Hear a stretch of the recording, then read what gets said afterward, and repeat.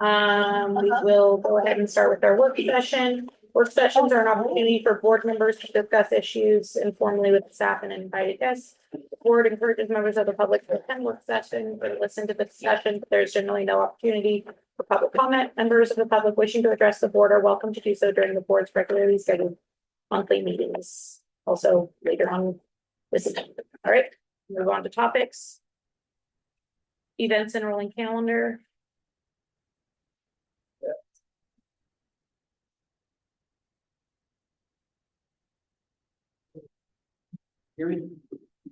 So big note is I have it says mid-16, but April 16th is the community roundtable to talk about the fair planning. You guys all should have received an invite for that, and if you think of anybody else that should be interested, but share it with them.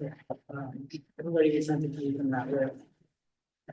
Moving forward, we talked with planning at the special session about the strategic plan, and then the May meeting, they'll bring back an updated scope for the strategic plan. Those are really the only things I have on the calendar at this point, but if there's anything else you guys would like to see on the agendas, let me know. The fair planning workshop, is there any prep we have to do? I mean, we're gonna talk quite a bit about the fair tonight. The way we've done those meetings in the past, it's more been like a roundtable where we talk with all of the separate groups that are involved and just kind of hear what their plans are so that we can hear from them on anything they've got going on. And then we give them an idea of the stuff that we've got working on, and then hopefully it stems some more ideas and more thoughts for stuff we can work on for the fair. You know, I have a really basic agenda because I put it out so far in advance. I don't really have like a high detailed like order of events for that meeting. It's kind of been more of a discussion more than set business items. Okay, thank you. But if you'd like to see something different, let me know. No, I don't know, I've been there before, so I was just curious if there was just something that we needed to prepare, that was all I was asking. Yeah. I sent you all the links for the public meeting training. You know, this is required for the boards that have budgets over $1 million, and so, you guys will work on getting those knocked out. I spent some dates. That first date on April 9th is already booked out. They book it pretty quickly. You know, the only one that's required is the one I'm gonna put links to for the public meeting, but they do also have a bunch of other great trainings that in all of your free time, there's something that's interesting to you all. I'll intend to sit through all of them because I think it could be helpful helping you guys, but Which one were required? the public meetings training. It listed like 5 dates and different times, is that right? Yeah.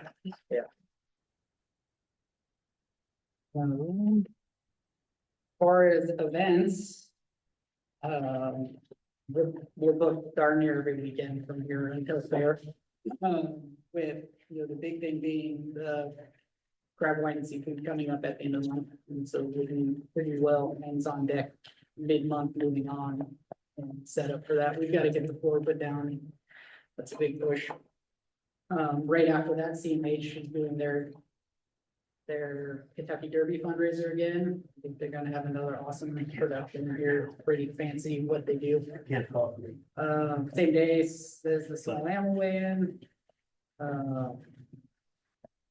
The Master Gardeners will do their big plant vendor sale, and they're gonna co-op with the Soil and Water Conservation District and do their plant sale the same day.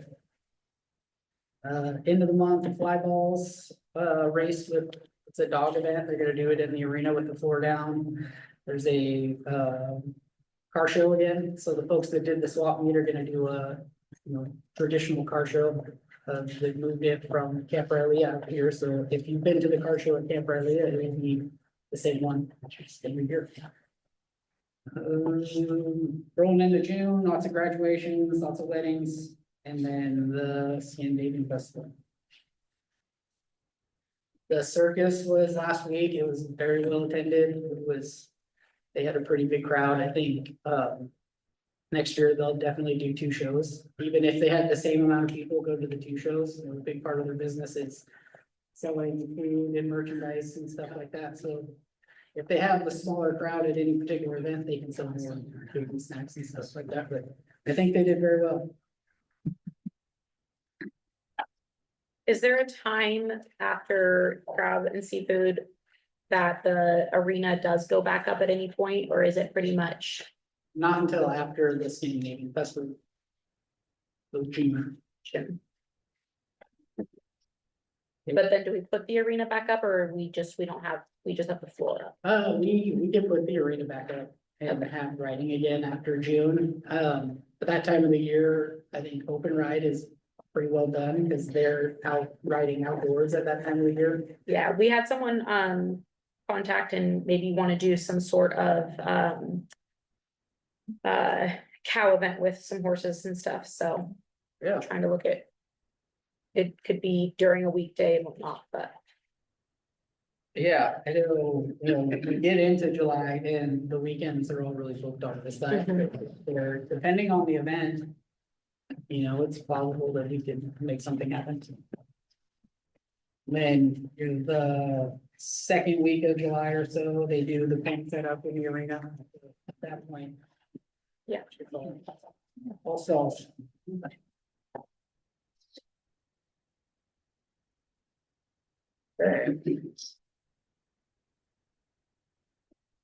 Any other questions on the events or written calendar?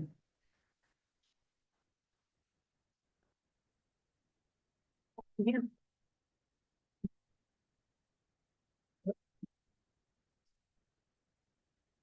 So. Next week, we plan this entire work session to just kind of be an opportunity for the committees to. Coordinate with each other. There's a lot of things that have come up in the discussion we've had that. It's like, well, we need to move forward on this, but concert needs to hear from the security or the parking and. So I did provide you guys with like an outline here, separate, that I've been working on. It just kind of plugs through some of the stuff we've had in the loops so far. We've got a pretty good base going here, but there's definitely a lot of things that. Can you speak up a little bit? We can't hear you over here when the fan kicks on and stuff. Sure. Thank you. And then along with that, I got each map with kind of a tentative layout. This is really preliminary. I think one of the big takeaways, that I need from you guys is, what all do you want to see? What do you want to see us work on for this? Try to find some holes that we have in here and then figure out what we want to target for those holes. So. Just trying to think here, we got the area just north of the chicken coop, that's that big grass patch there. You'll need to find something to go in there. There's the area up where the barbecue is behind the restaurants. It's kind of cut off on this picture, but that's kind of an open area that you can put something in. And then it's just if you guys have any ideas about this layout. The other thing that one of the big points to try to lock in is this handicap parking that we have in the front with the people who drop off. We've had issues with accessibility, and this was what we came up with last year, and it seemed to work pretty good, but it does take a little bit of a chunk out of the footprint of the bug. One of the changes that we're considering, and that's what we're trying to show you all here. We have all of these blue booths. Those are potential retail vendor spots. We don't have all of those spots booked. If you look at the outline, we've got 11 food vendors, 12 retail vendors, and 2 information vendors. So, that's 14 of those blue boxes that would be booked right now with retail and information vendors. But this was a concept of where these vendors could go and keep that area, and then also move some activities up. Where the inflatables are listed right now, that was all vendors last year, so we spread them out by trying to put them over on the back side of the building over here. looking at the orange boxes, those are all of the vendor locations. And so the X's are where doors are, so nothing can go in front of those X's. But you can see along the building, there's a hole in between the longer box and that's the smaller ones. There's a spot for a vendor there. Next to the stage, there's a spot. Where that truck is, right there is a spot. And then even along the grass and going west, right there is a spot. So 1, 2, 3, 4 more vendors potentially we can put in. We do have some vendor requests, but they're heavily sweets and desserts. And so that's something that we've got to be careful about. We need to look at that as a team and decide what we want to put in there for target vendors. I think trying to find like barbecue, pizza, I mean, the coffee vendor is one of them that we really want to find. If it is a sweets vendor, it probably should be a sweets vendor that has, a significant food offering along with the sweets. But separate from that, it's already, we're looking down this list, Jim Nick's dessert, Dippin' Dots is dessert, Fry Ice is dessert and food, so they came in the last week. Sweet Magic is cotton candy. So, Starlight Enterprise, they do like slushy drinks and elephant ears, so there's a lot of sweets already. So, Have we heard back from the noodle place? I have not heard from them. We sent them the application. We haven't heard from them. We do have, this Korean cocoa Thai food though, Yeah. so Have we reached out besides sending the application? No. Okay, yeah, he was the guy that canceled on us last year too, so. yeah, I mean, Did you hear back from her? Has Jeff So- submitted anything? I have a meeting with him. So this red box right here, what was that? So that's, currently pending for Coastal Smash, so Coastal Smash would be a 12 food vendor. They called me verbally. Said they were gonna submit an application, but we haven't seen it yet, so it's kind of a placeholder. That's where they would go, I think. Okay, and right next to that, those slots of parking right there, would Route 22 be able to go there? I think either there or, along the grass. They're like kind of on the alley. I think we definitely want them to be on the very end so that they Correct. can get in and out. Yeah. So if we're putting 2 booths in there, then they would be the western one. But if they're the only one who can get in there, then they can do like a corner. Okay,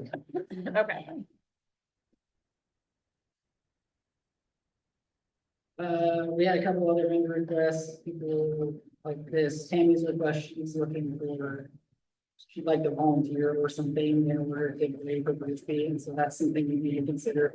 The 4-H biz kids are like younger overbud type, 4-H group that would like to do a booth. But they're young, they're underage, and so keeping them here for the full time of the year would be challenging. So we had some ideas on what that could look like to have them, like at least if they have something in their booth, so it doesn't just look empty when they're not in there. So it's a discussion to have. We did have a gal, in this, an inquiry asking if we would allow an alcohol vendor to like do samples and sell bottles from the retail booth. I think we have done something like that in the past. I put in a call to the beverage service, their license for the property with their liquor liability insurance.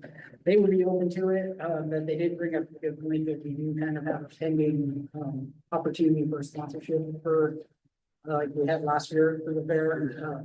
So we would want to touch with them too. We have a sponsor. So there's some options there. They said at any rate, they would want to see a bottle check. They get this sometimes. The people and have them be walking through the fair.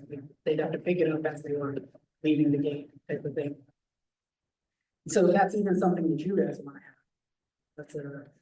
That's a policy for the fair board to say, do we really want individual alcohol vendors as retail vendors? Yeah, that's the big part with the food vendors. I mean, there's just a little bit of recruiting for food vendors, and then there's lots of room for recruiting for retail vendors. I mean, where we have that in here.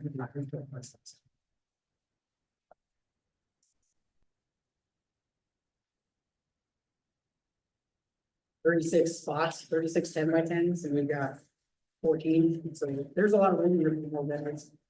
If we can get them engaged a little bit more. Anybody, vendor folks have any input on anything? The vendor you talked to about having a booth trying to sell their alcohol, whatever it was, did you actually talk to someone about that and they were interested in doing that? They sent an email in asking if we were open to it. Was it local? I can't remember the name of Okay. the place. They said that they are gonna be at the Sunday market starting whenever that expires, so we could go and check them out. Okay, So they at least have a presence at the Sunday market. I don't know if they're out of town here. Okay. I don't recall their name. I want to say it was like. It was some kind of whiskey. That's different. I thought you said it was wine. No, we've done a wine in the past. Oh, okay. Yeah. No. We picked up a wine vendor after the craft festival went out. We'll definitely have signs up requesting vendor ads during the festival. There'll be hundreds of vendors there for that. Rolling into the concert, we've got contacts and quotes from 4 companies they're working on. Sounds like all 4 of these companies are available still, so, just waiting to hear back on what their pricing would be. We've used Cascade Sound forever, we're pretty happy with them, but it's in our best interest to get multiple quotes and see what our options are.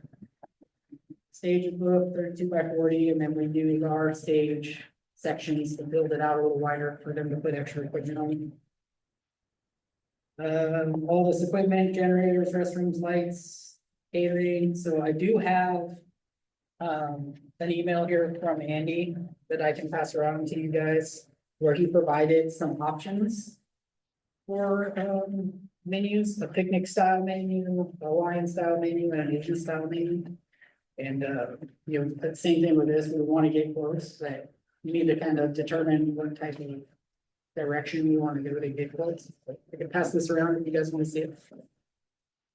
You want And I can to, forward that to you guys, like, well, I'll send it to you electronically. you want to know what type of food choices before we get close, so we get the same from all, or? Yeah, I think ideally we're trying to get. You know, some kind of similar apples to apples type of estimate from folks, that's not really different than. so that's the That's the caterer VIP. just for the VIP? Yeah. Yeah, And okay, then the catering for, ideally, the same person would do the catering for the band as well. That's a little bit more, you know, there's really no decision to make, it's more working with the tour or some options that they'll be happy with. Usually some kind of basic protein meat and some appetizers for them. And what we want to do is more so kind of figure out who those sponsors are going to be and figure out what they're wanting. Yeah, And then going from there. so I've had several conversations with him, he's got some other ideas in his memo, and I'll forward that on to you. We'll need to rent a catering tent, we'll need to decide if we want to rent those bicycle rack type barricades if they look more professional for an event, or if we want to use our horse stalls. I think horse stalls like cattle panels. I think, at the very least, and on the front of the stage, it's nice to have the bike rack style, and then we get to do the perimeter fencing with the cattle panels. Looking for tent, VIP bar, we figure out those layouts, but I mean, basically the same thing you've done the last several years. Staffing, we'll have to get stagehands. I think, Rodney's contract calls for 6 stagehands, and then the sound and light company will have a separate request for a couple of stagehands. It's usually 2 or 3 extra people. That's to help offload all of your run cable and run boxes and stuff. Kind of like Bruce may have some contacts with some folks Working on it. willing to volunteer or work with them to help.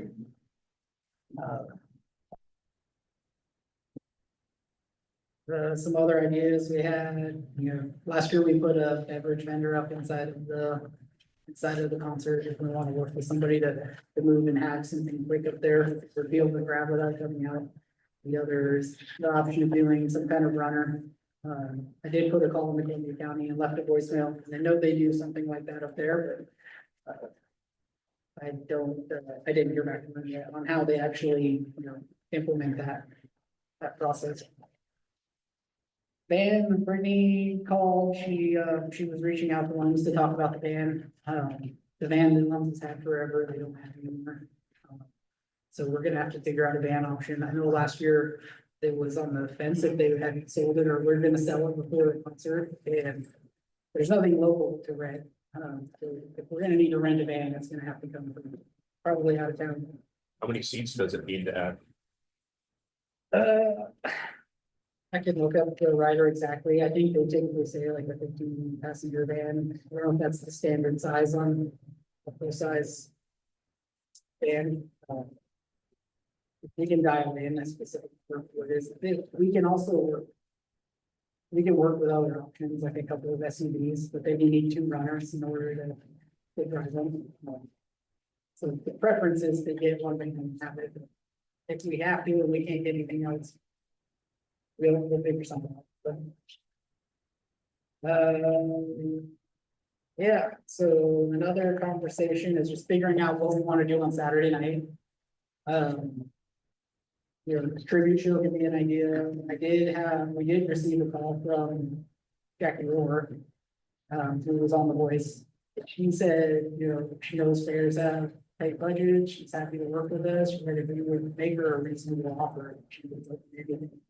So I don't know if that's something you guys would even be interested in. I suppose something that would depend on pricing. Do you have any thoughts on that? The tribute show, if we want to move ahead with the Latino night. Looks like someone's trying to put it in the No, is the front door open? No. We can hear you. Can't hear me? You gotta turn your mic, put the mic down a little bit more, get closer to it. Is that better? Yeah.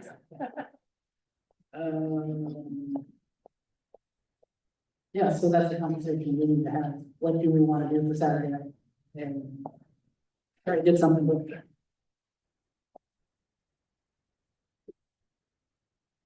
Any other questions on the concert stuff? What time are we thinking with doing the concert, with having the auction later?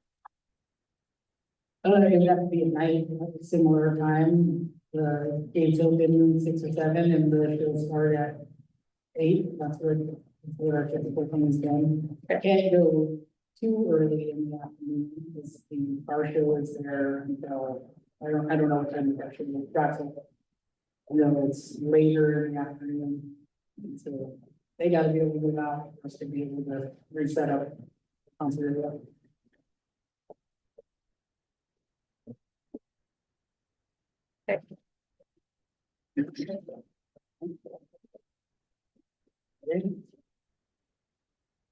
Sponsorships. We've got our VIP sponsorship application out. We really need to engage inside our sponsors and work on driving that.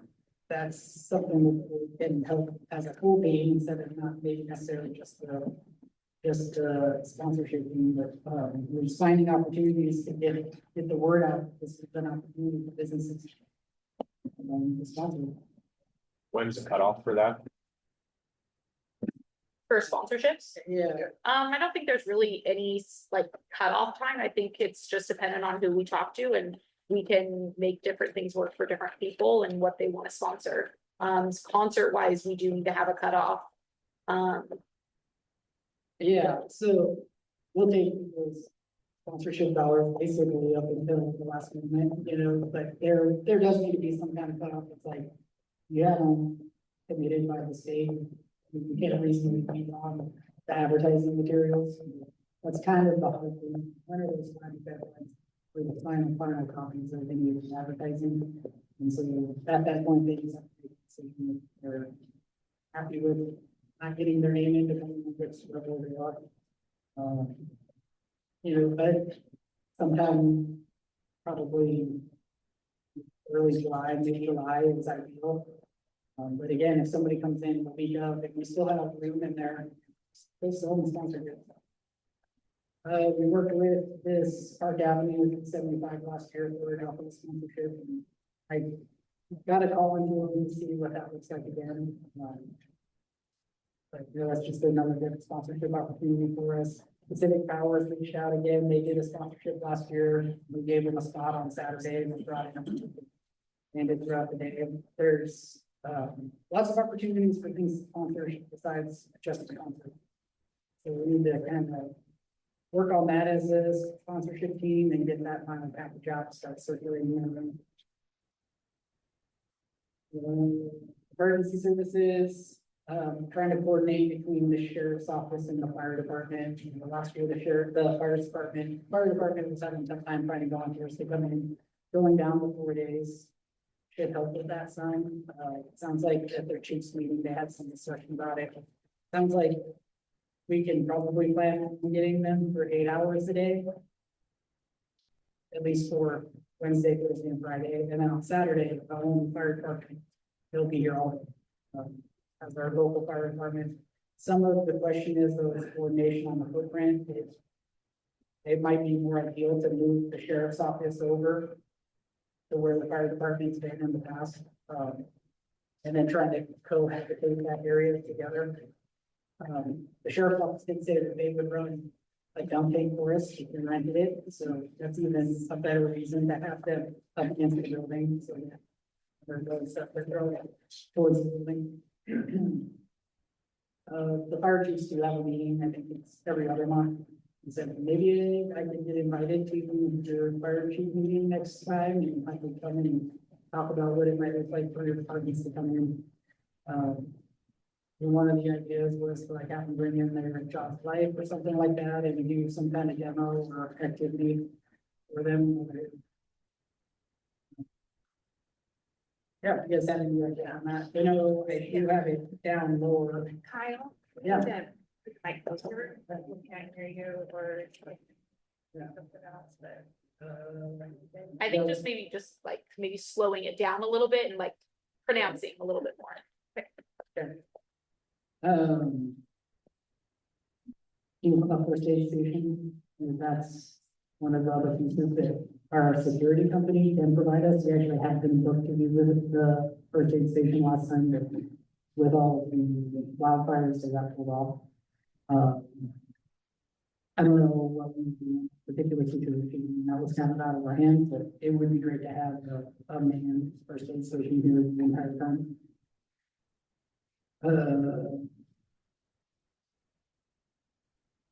Yeah, so I did meet with the sheriff's office as well, and just kind of started the conversation going, letting them know, what our concert act is, basically the same stuff that we're planning to do every year. And they will plan on coming to our community table, unless it gets called off or somebody from the sheriff's office should be there at that time.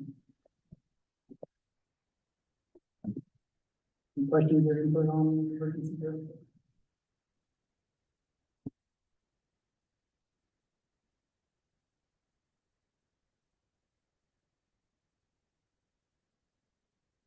Entertainment stuff. This is one that, we've got quite a bit of things rolling, but there's still some opportunity to expand more on the entertainment side of it. The monster truck guy, 75% sure I haven't confirmed. I tried to get a hold of him today. I know he was holding the date, and so just getting him locked in for sure. Car show is good. I talked with Wes. He's planning on coming to the meeting on the 16th. That would be Saturday morning. They'll do like a Pinewood Derby thing during the car show. I'm not sure what other full plans they have, but that'll be a good thing to hear from them at our round table there in the middle of the month. Stephanie said she would do the talent show again. Last year we did a bingo after the talent show because it's really tough to book an act after the talent show without knowing how many people they're gonna have participate. So it's hard to say, hey, we've got a band lined up for 8 and the talent show runs over or the talent show ended at 6. So last year she did a bingo afterwards. One of the ideas that pitched to her was doing like a musical bingo where like the song plays and then that's like the number in the box. since she was open to that idea, but, you know, it's kind of fluid on what that might look like for something after the talent show. Before the talent show, I think I have a little lower down still. Yeah, United Way, I talked with them, they're very interested in coming back and doing the watermelon contest. In the past, it's been watermelon contest and then talent show. I think between United Way and between the stage provider, that, they'd like to just find a different location to do that. That's, you know, they definitely don't wanna have them step up on stage, and they don't wanna have to feel like they're being rushed in between other performances, so they were suggesting maybe having a spot that they could be here all day, and basically trying to get people to sign up for the contest all day, and then have it somewhere, maybe in the same spot where we're doing the live contests. Yeah. I talked with Seth, the magician, he's happy to do the same thing he did last year. Put him on the stage for one show a day, and then he did a couple of roaming acts throughout the day, and then managed the rest of the day and sold gags and entertained people from his booth the rest of the time. Computer show, I talked about this at the last meeting, they'll be here on Friday and Saturday. I'm working with the reptile guy. I think that could be a good fit to fit in where the Shearer Shaw is on Wednesday and Thursday. But I still need to dial in his schedule to see if that's even an option. But I think at some point we can work with him for something. Fair. Sorry to go back to the watermelon eating contest. Previously, we've put them under the tent across from the inflatables before, right there Yeah, on that map. So that might be a possibility. Because they've been able to just bring in all of the watermelons. They had a big sign. They were able to have signups all throughout the day. They had time frames, and it seemed to work really well. yeah, and that's kind of what I think initially had in my mind for a shift in space. That tent, we kind of have the idea that that's where Katrina would be doing a lot of those live community contests. So we just want to just coordinate with her on the activities that she's doing and ensure that there's time that can be done there. I don't know what days and which events she's got planned for doing live events at this point, but we can touch with her on the 16th and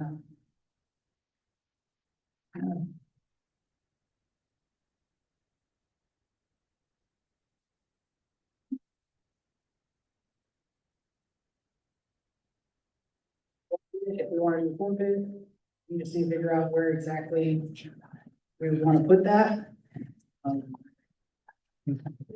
In this area back here, playable kitty game area might be an ideal spot to put that, and kind of keep that stuff all in the same area. Yeah, I think having it back there would be fine. I think we just need to make sure we have a tent to put over it. And then we need a container. Last year we borrowed that big trough. I can see if that's an option again, and if not, and try to find something else to put it in. We had a call this weekend for a local artist that is interested in doing caricatures, so she's going to sign up as a vendor in caricatures, so that's a good one. And then the face painter is the same thing. The Antiques, they're gonna set up and do face painting as well, so those are some good activities. And then the master gardeners will be there. That's just kind of something that comes with that being fairgrounds. They have folks in and out there all day. We want to make sure that people can tell that that's a spot they're going to. We don't float them off. Russell Rodeo, we're on the schedule. One of the big things with the Russell Rodeo though is that we need to make sure that we can provide all of the stuff that we need to do, all the horses and all the volunteers. You know, Callie and Brittany kind of took the lead on that one before, so if somebody can take the lead on working on those things. So I did talk with them and they're gonna help with that again. I think the biggest thing that we might want to do is try to get it on the board to have maybe a test day or something for horses coming in. Because that was a big issue last year is we had plenty of horses come in, but they couldn't get them up to the platform to actually have the people get on.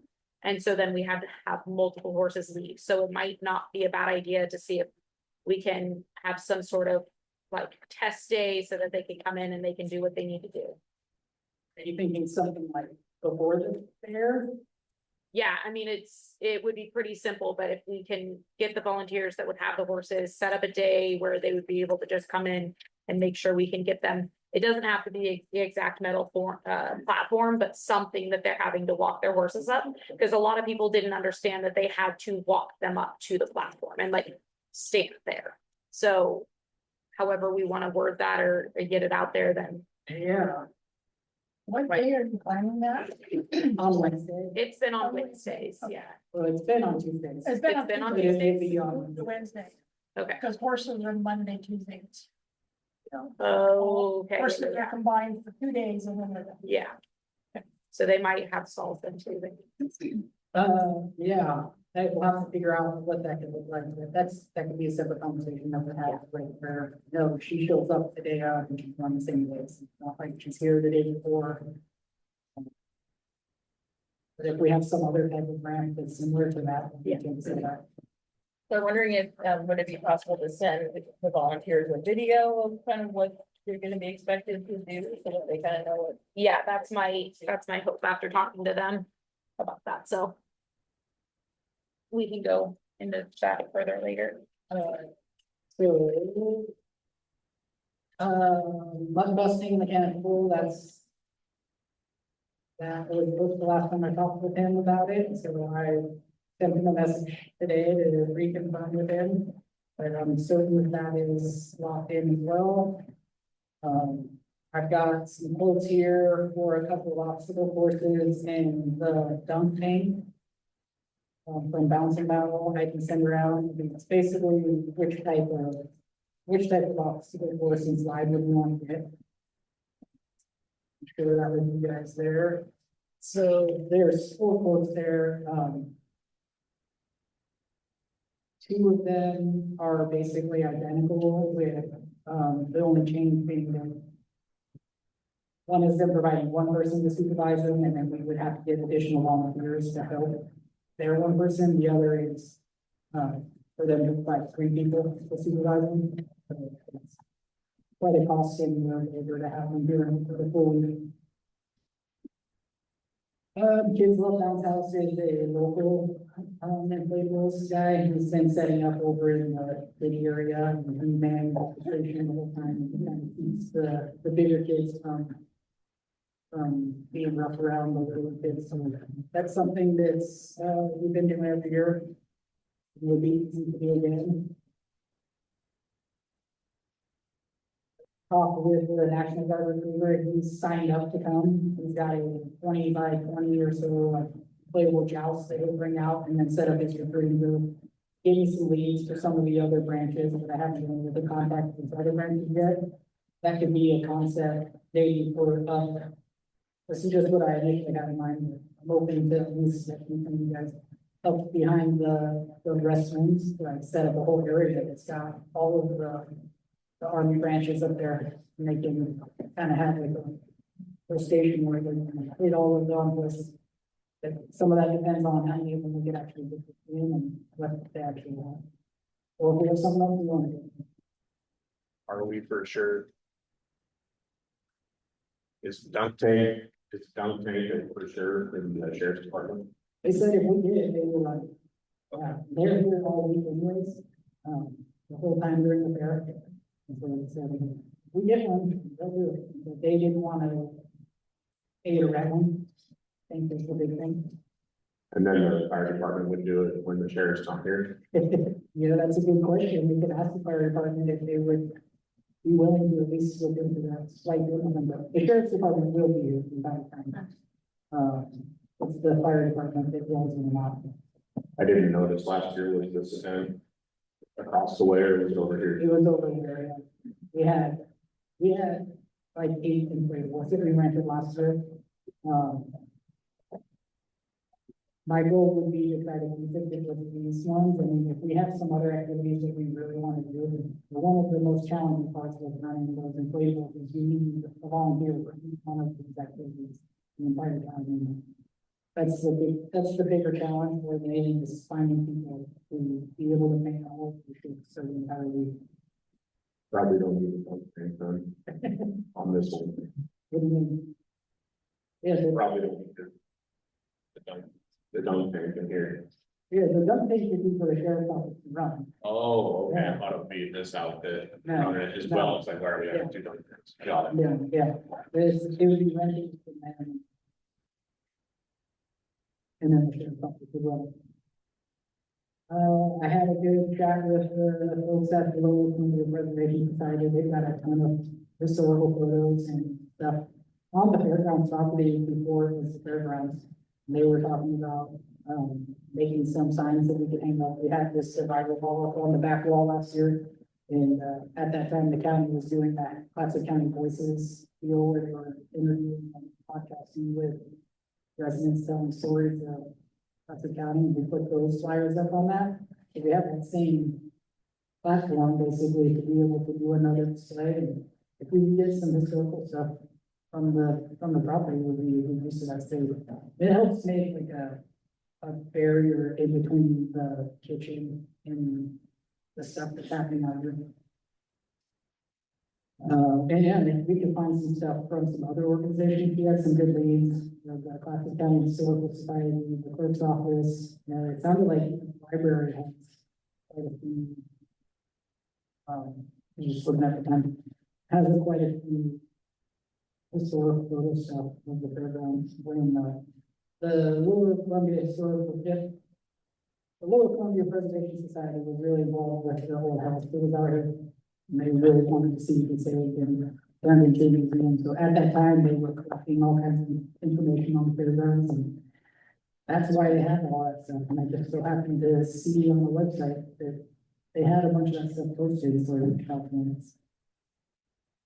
These are all a bunch of just other ideas. This is stuff that we can get together and figure out what exactly we want to continue to look for entertainment ideas.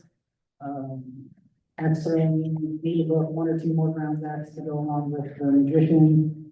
If we could do some kind of logging show, act show, lumberjack show, petty zoo. And we could probably reach out to the guy that's done the things the last couple of years, but we try to find a different one. They're hard to come by. I have his information. I've got a list too that we can get together and go through. Okay.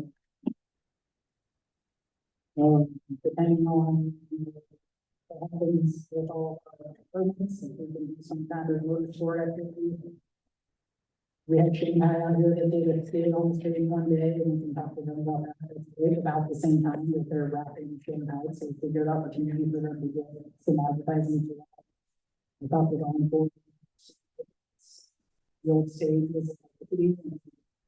They haven't come since that, but it's, the staging right now is much more dirty and higher quality, so we just need to give them some confidence that the stage is gonna be good enough for them, and I think they'd be helpful in that. We've always done the pig roast on Tuesday night, and without the fair on Tuesday night.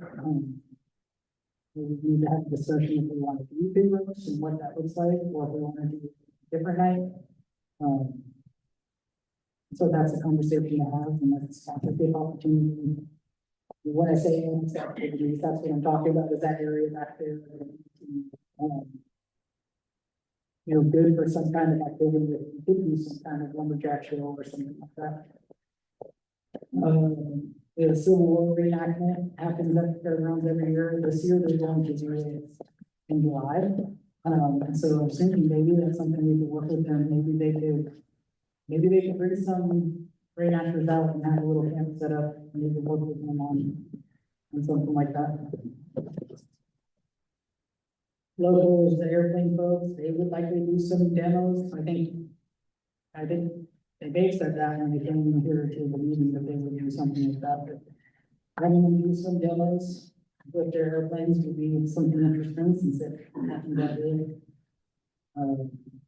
Well, for Spruce Up last year, to do those old fashioned carnival games, I haven't been in contact with them this year. It's something that if we decided we wanted to reach out to them and work with, it's, coordinating the volunteers to run them every day, that will take some time to work on. And then some equipment displays, if it's a rental company or folks that have antique equipment, or anybody that's willing to bring us something that people would be interested in looking at. So there are some other ideas for entertainment. You guys have ideas. Yeah. Oh, good. So the axe throwing thing, it would be over in our parking lot area. No, I think if we did something over in the car parking lot area, it would have to be a large activity. Like, if we did have like a large logging show type of thing, that's gonna take up 100 by 50 feet or something like that, then it would be worth setting something up over there, but not for something that's just like axe throwing, work over there. Where would it be? That's a question, yeah, we would need to figure out where exactly it would go, depending on the setup, you know, if it's. You know, they used to do all that stuff behind the maintenance shop up there, and they set up the whole area. We have this area over behind the chicken coop that's an open area that could potentially be set up, and depending on what that axe throwing setup looks like, if it's just like a round target, if it's around, that's something we would need to figure out a backstop for, but if it's like a commercial one that's got the built-in cage and everything like that, that can go anywhere. You had talked before about, you were familiar with the one in North Plains, I remember they were at That that, has Virginia Day, so they cannot come out. but I thought we mentioned that before. I think Mallory had sent the link for them. I haven't been in contact with any of them yet personally myself, but if that's something we wanna move forward with, or if we have somebody local that we want to put it on. Yeah, I'm happy to do it. That's a follow-up item. Guys have any more? No, we can, Side stage, I've got 3 quotes together, actually have them here. Scott, I don't know why I put Scott Band like that, that's a typo. Scott's the guy that we've gotten the stage from every year. The quote from Stages Northwest and Sound Gap Production are both quite a bit more for, the setup and it's also not necessarily turnkey, so that's that's something that we need to look at as the entertainment committee and make a decision on these, so we can get them booked before they get booked somewhere else. The one benefit with Scott is that, you know, he's got the tent, he's got the sound, he's got the light, he's got everything as a package. These other ones they've got to use and break up. I mean, I think one of them can do the stage and the tent over the stage, but then you still need to get another tent for the viewing area. And, Scott's quote alone is less than these other ones just for the stage. So, I mean, the price is right to have Scott do it for us, but if we want to change something up, that's a conversation that we need to have. It'd be really great to get somebody that is doing like a sound of affair and MCing, and that's the one service that we're not really getting from Scott this point. There's somebody that's making announcements that the watermelon contest is coming up, and there's the auctions tonight, and the concerts, you know, coming up. Would be something that would be really good for our attendees to get more information and broadcasts to them throughout the day. Did you contact the guy that does the telling, the contact I gave you, Which one is, I did talk to the guy that does some, Mike? Okay. yeah, and, he's actually working on it. He's- Good. I don't know if that's the name that I had. Mike, At Concert Pro Services. That sound right? no, One of the guys that I talked to about the main stage sound, he might said it would be really ideal for him if he could bring the equipment here and then take it down to him. I was thinking just the MC, just the Oh. individual. Did you talk to I him? haven't talked to anybody about just. Okay, I'll give you Mike's information again. Some of the other ideas for the stage area is to do like on-air coverage with local radio stations. It would be something that we want in for some advertising arrangements. You know, to help trade off that's content for them and it helps us get the super. Apparently I've got another formatting thing here.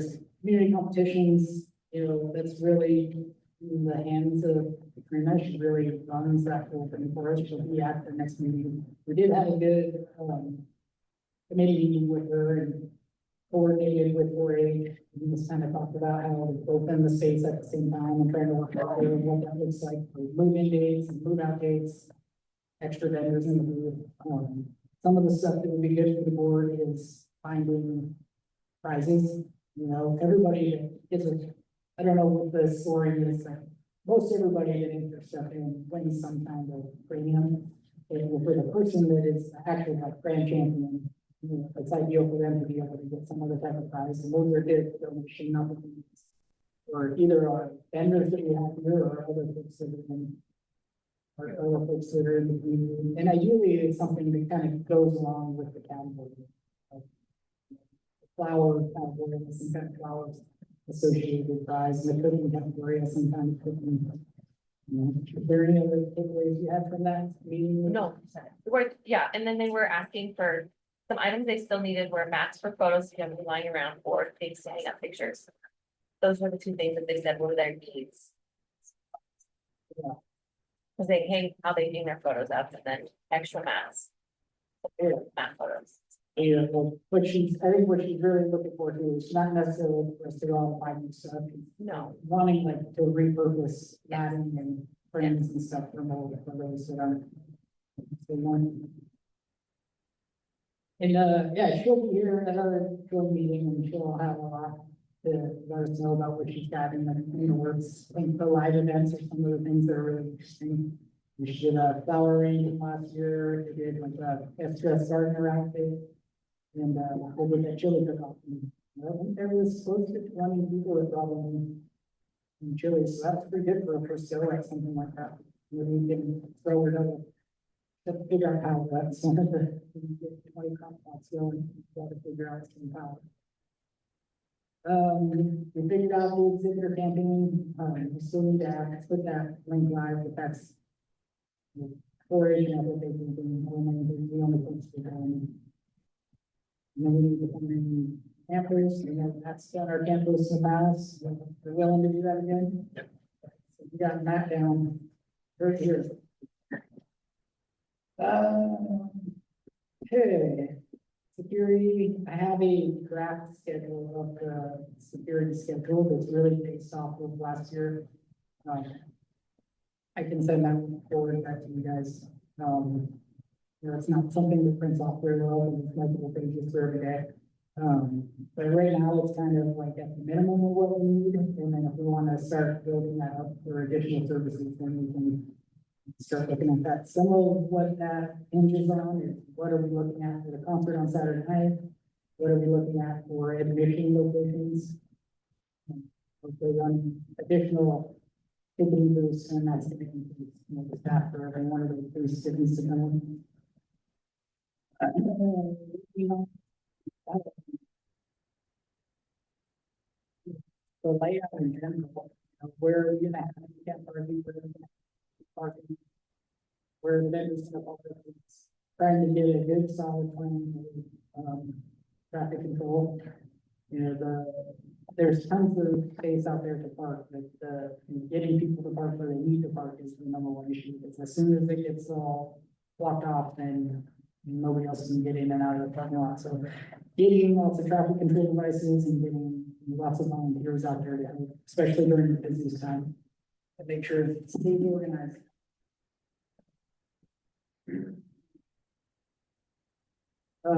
There was some conversation with OET about maybe they could come and help with some parking and set up a camp and have their horses. I know the sheriff's posse used to do parking, but it sounds like there isn't or hasn't been a sheriff's posse in over 10 years. I don't know if there's a different organization that can do something like that, but I think that'd be interesting for people when they're showing up. It's just, you got horses and cars together also. I did it for a long time. A lot of fairgrounds have a posse that comes out.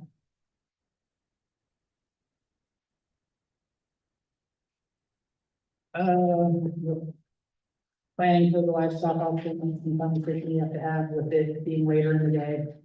I think get some more tourism. Yeah, we did on that, only hot back these last things. So yeah, we just need to get some words from them on what their plan is.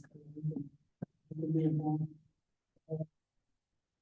You know, there's a bunch of other just general, considerations we gotta still get, the restroom, the gray water tanks for all the food court, food carts, security fencing, lighting, the guard tables. We're gonna get a maybe shuttle. Last year we had the school district run the shuttle, which I think worked pretty well, so we need to get that lined up. Any of the lodging requirements that we need to get for any of our entertainers or providers, we need to book. And if we want to get that information, you know, that's been something that we've had some comments in the past, and you know, having somebody that can provide people with information. I saw some really old photos where like there wasn't information booth at the front. I think it was actually the booth that's in the parking lot now was up here, and I had people that sat in it all day and were able to do information. We could figure out how to man an information booth for the entire week. It did happen.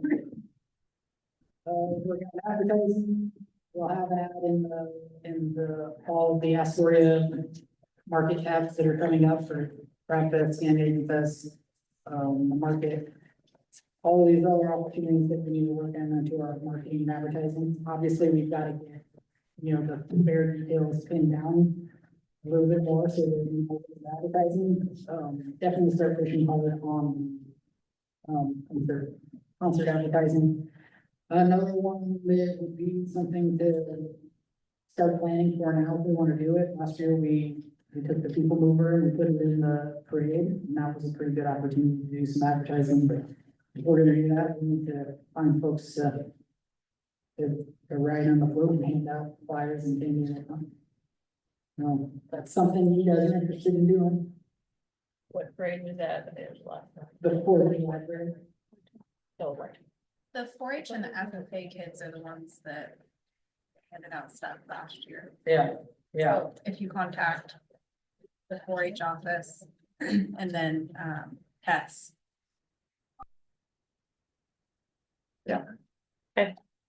We're at 6:02. I know we've, I think, got two more things to hit on, it looks like, or Oh. What do you mean, so. Just say the parade and just. These are just some other suggestions for, advertising, trying to do radio interviews, go into public meetings, chamber meetings. That we could use some mailers or something like that. There's some opportunities we can work on it. To promote our fair and get people to. Does have any input or any ideas on? one thing, and I can move this to the other meeting is, 4-H. There's a 4-H group in Seaside that has grant dollars from the city to do some educational, something rather, they have to present it back to the city. They're kind of sitting in a position at this point where they had a leader leave. They're not really sure what to do with the dollars. I suggested that maybe they could do the ag signs for us, and put those dollars to that for the fairgrounds. They could then put like, you know, donated by Bearman Creek, whatever the group name is. But that would give them an opportunity to use their grant dollars from the city of Seaside, present it back to the city of Seaside, and give us our ag signs. That would be beneficial for the whole community, so. Yeah. And I think that was it. Does anyone else have anything for the work session? Okay, we'll wrap up the work session and jump right into regular meeting. I'm very loud normally. My voice is a little raspy, but I am pretty loud. So if you can't hear me, let me know. They can't hear you on this, they can't hear Kyle on the Zoom meeting. Yeah, she just messaged me. Yeah, it's. You really gotta get right up there to it. If you don't have a voice like mine, that just carries for days. All right. All the documents, voices, same. Yes, so, okay, so it's 6:04. We're gonna call the regular meeting to order. We are gonna go ahead and do roll call. We have everyone here today. We have a agenda approval needed. Yeah, I've got one note to add to the agenda approval. I used the template from apparently the first meeting of the year, and it still has the chair and vice chair, so. Correct. That must be stricken from the meeting, and I we'll make sure that that gets removed and the emphasized in the future. Perfect. Okay, anyone want to, Thank you. Make a motion to approve the agenda. okay, we have a second? Second. Okay, all in favor? All opposed? Motion carries. And we will jump into public comment. At this time, anyone wishing to address the Fair Board concerning items of interest on or off the agenda may do so. The person addressing the Fair Board will, when recognized, give their name and address. For the record, all remarks will be addressed to the whole board and limited to 3 minutes per person. Fair Board members reserve the right to delay any action if required until such time when they are fully informed and the matter is scheduled as an agenda item. The floor is open to public comment. I'd like to speak. Yep. Okay. You're welcome. Yep, you're welcome to go up there and then name and address. Yeah, if you slide it up, it'll turn on. I'm Jeff Weber, is it working? You have to speak like Okay. really close to it. Jeff Weber, 83829, Highway 103 at Jewel. And Tom Catlett and I would like to bring back the beef barbecue. And it's been dead since COVID. And so we got a team, bring it back the traditional way and pit. It's been going on for over 75 years that I know of. During COVID, you guys stopped it, moved your schedule around. 3 years ago, we came and wanted to do it, but the livestock committee wouldn't give us any time. And now that you moved the time back, we could start serving at noon and have a pretty good window to make it successful. And we'd like to take the profits of it, and instead of going towards a scholarship like it traditionally has, we'd like to help with ribbon money and put it into a fund to get the funds up for all kids instead of just two that are leaving the fair. Help get the programs going inside this building. I think that they made something. I know I did a forestry book when I was a kid. It's a ton of work. And going to get a budget and kind of slap in the face, but drive all over the state trying to find a mountain, a berry, and a draw something. So anyway, we would change it a little bit to help our success. Instead of slicing a thin slice of meat, we got a plastic fork and a knife trying to cut it. We could cut it into cubes, pour anjou sauce on it, so easy to eat with a plastic fork. And coleslaw would be out, macaroni and cheese would be in. That would help the families with kids.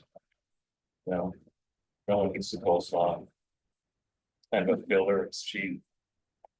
Throw on a plate, my mom said, but anyway, that's our big thing is help the ribbon money, bring back the tradition of Friday nights, getting the fire going, making getting the coals going, putting the meat to bed, and bringing it back out of that pit like they've been doing 75 years, and I know, probably longer. It's in fair from 50 to 61 or something when they were doing it. And since you can remember, I'm 73 to 81. That's in the fair. My other kids are in 4-H. Yeah. So I love that idea. Do you, by chance have the date, April 16th on the schedule? Have you heard? Okay. I think it would be great, and I might be just talking, but, we are having a big meeting where like everyone that kind of has a piece of the fair, comes together and we talk about all the different parts and pieces of everything. If you guys wouldn't mind, I think that would be an awesome time for you guys to come too, and we could make sure to get it all scheduled time wise. I think it'd be awesome. You could reach out and we could try to sort out some of the details. So when we go into that, kind of got an idea on what that's looking like. Date, time, and place, and all that, the number. Yeah, and where we Deals and would be, where we'd be serving it at and. Yeah. that. You can call me, I'll give you a card and you call me, you chat through some of those people. Okay. That's Yeah. awesome. Yeah, thank you very much. Look forward to that. Thank you, Jeff. That was pretty good. Yeah.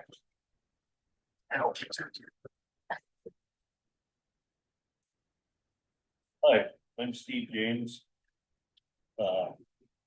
Probably the closest neighbor to the fairgrounds, Hey, Steve.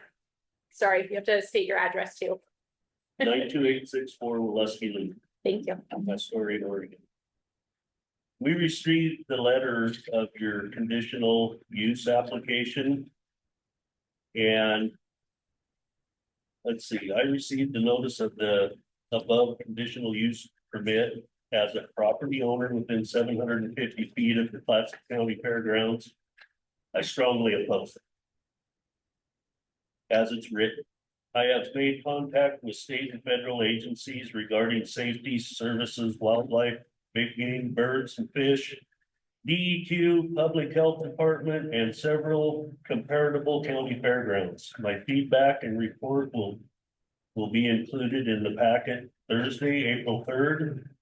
I feel the submitted application is intentionally vague and lacking in accurate and complete reports from necessary agencies.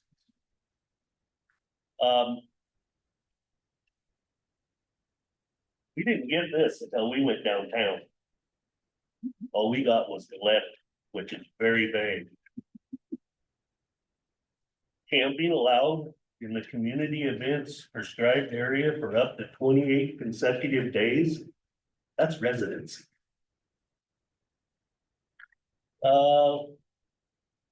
The tent camping, all you're gonna do is drag in bad stuff.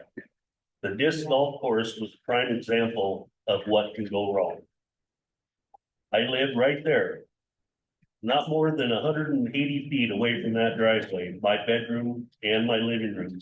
And there was traffic, let's just say 10 o'clock when it got dark, to 11, 12, 1, 2, to 3, to 4, to the point that I went up and hid in the brush. This is every day to see what was going on. And there was stuff being passed back and forth. It was dark. I couldn't tell exactly what. It wasn't clear. So we started calling the deputy and he started patrolling it, the sheriff's department. But it was only once a night. This was every night, every day. It shut down. I'm gonna make it quick here. The racing part of it, literally 75 feet from my living room and my bedroom. 75 feet. Says here that you want to race or you want that activity to be 6 days per calendar month. That's every Saturday and every other Sunday. That we have to come to our homes where we come to enjoy ourselves for peace and quiet. That's why we live out here. We wanted a noise, we live in town. The decibel level is 55 dBs. It ain't gonna make it. I love fair. Don't get me wrong. As far as I'm concerned, that week of fair, have all the concerts you can have, make as much noise as you can have. I love sitting in my living room, listening to the kids. But I don't want this. I don't want what tent camping and this shit that's gonna come when you do that here. It's gonna come. We contacted 4 other county fairgrounds today. And they said, don't do it. We are suffering from it now. That will be added when we send it in. Thank you for your time. Thank you, Steve. Good job, Steve. Tent camping's already allowed. Put through your comments. We have more public comment.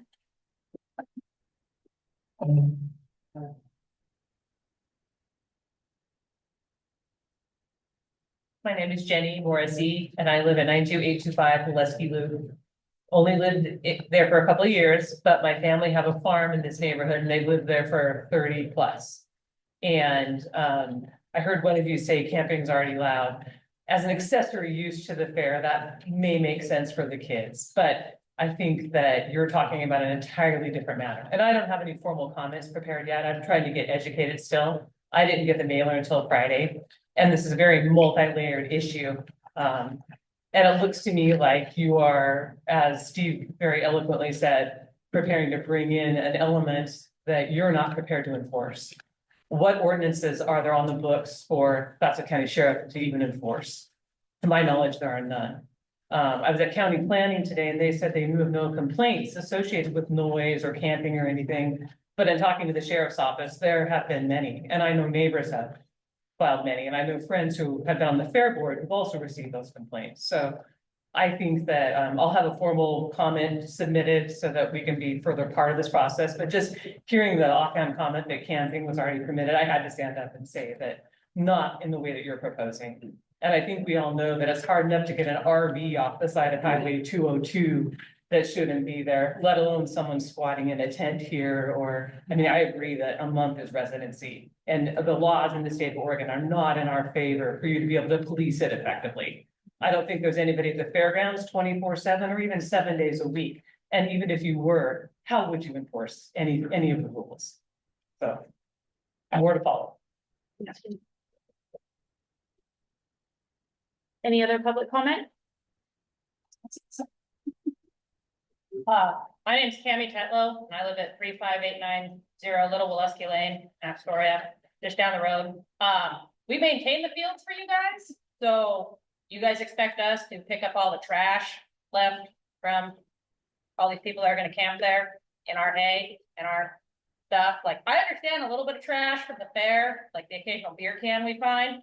That's no big deal. And we suck up a lot of planes also from the plane people.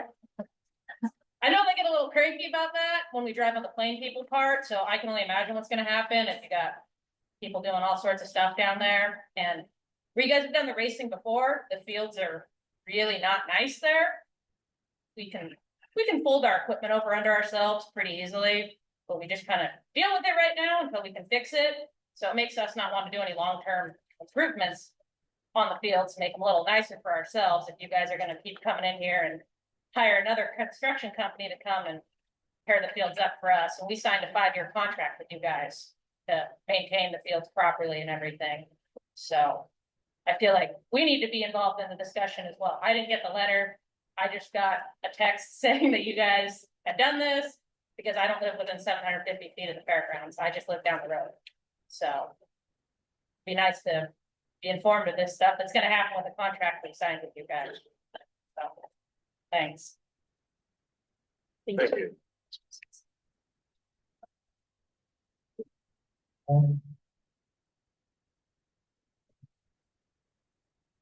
Andy Pike, I live at 92825 Gillespie Loop. I'm just walking distance to my house. I'm kind of Steve, the fair is wonderful. You know, I like listening to the music from the concierge. It's not that.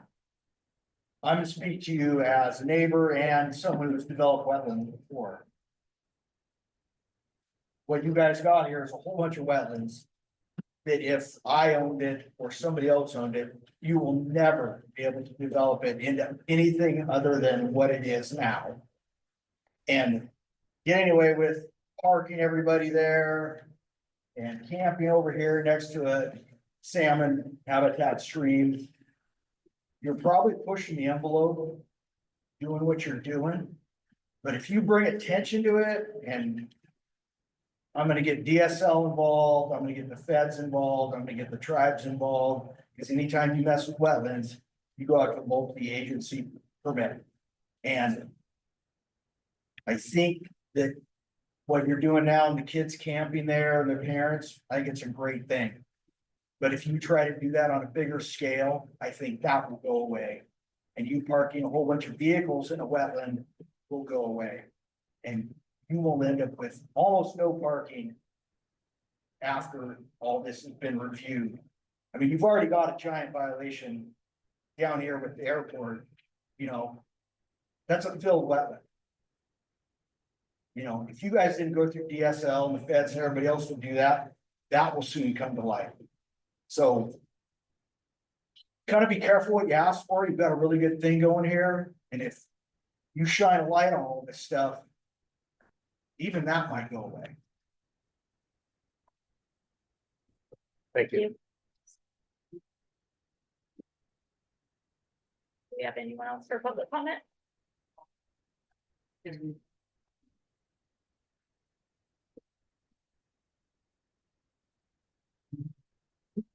Hi, everyone. My name is Kelly Martins. I'm here with my husband, Robert. We live at 92859 Renee Road, which is actually Molesky Loop. We have 30 acres that border the fairgrounds here. We lived through disc golf. We lived through people crapping on our property, running through our land, people up here all night long. We do not want to tolerate campers in this lot right here. Bad idea. Just as everyone else has said, how are you gonna keep the transients out of here? How are you gonna get people in and out of here? I don't know who lived here for 2 to 3 months last summer with all the dogs and why.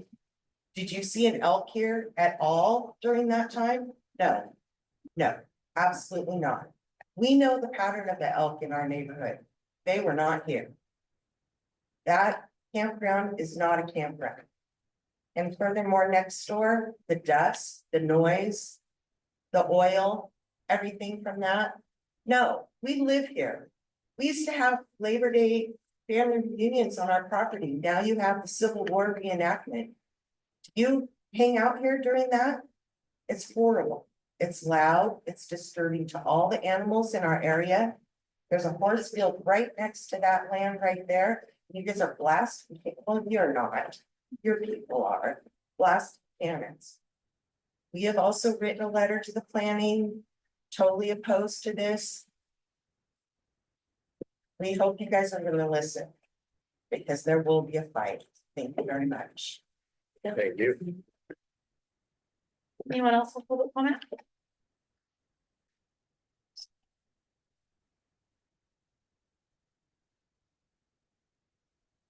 Hi there, I'm Shirley Morrissey, 92778 Molesky Loop, just right up the road with the yellow fencing.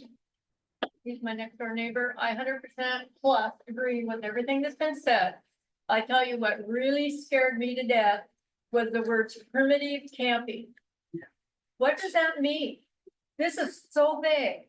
There's none of us that can decide what you're thinking. Up to 28 days currently, somebody can stay there out in that field where 3/4 of the time it's soaking wetlands. We've had people come up on our property thinking it might be a public facility because of the horse facility and walk all around. Our house sits to the back. I have Ring cameras in 4 different places on our property. And besides looking to see where my dogs are on them, I'm looking there all the time to see if somebody come onto our property and walked around the building, walked through our barn.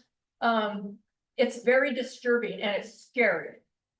And with maybe 10 years ago, we wouldn't have been so concerned. This day and age, there's too many people looking to come do whatever. And I think everybody that lives out here will agree with that. Everybody tries to look out for each other's properties. If this gets turned into a campground, an RV campground, you're lowering our property values big time. So that scared me to death, that primitive camping. The other thing was turning the lower fields or wherever you had planned into a racetrack. If you're having it 6 days out of the month, are you going to allow people to come practice? Are you going to allow motorcycles, destruction derbies, monster trucks? It needs to be clarified. During Fair Week, no problem. We all accept that. That's a fun time even for the neighbors. We're up here, we support the fair and the kids for how many years? I think everybody here, I still got beef and pork in my freezer from like a year and a half ago. That That's how, into it we are. And most of my family live out in the Waleski, Olney area. And take advantage of everything that comes out here. We've held events here, we're all very supportive. We appreciate what you guys do 100% because it's a thankless job, anybody that volunteers for this. But you're here now on a real important issue, and I hope you give it great consideration. Thank you. Thank you. Anyone else with public comment?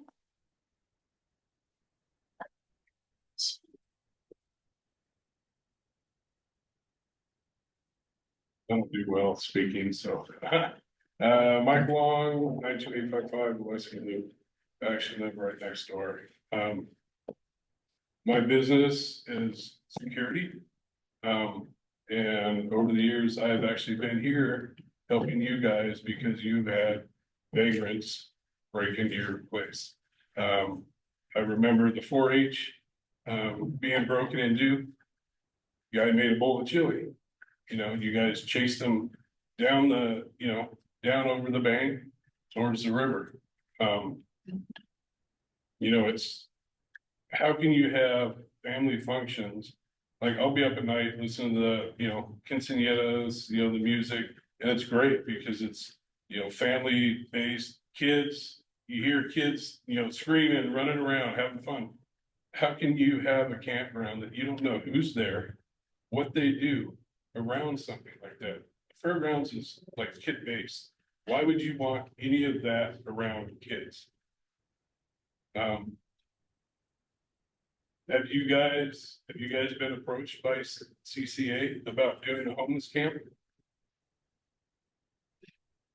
Yeah. I had somebody state that they were trying to do a homeless camp out here. This was about 6 months ago.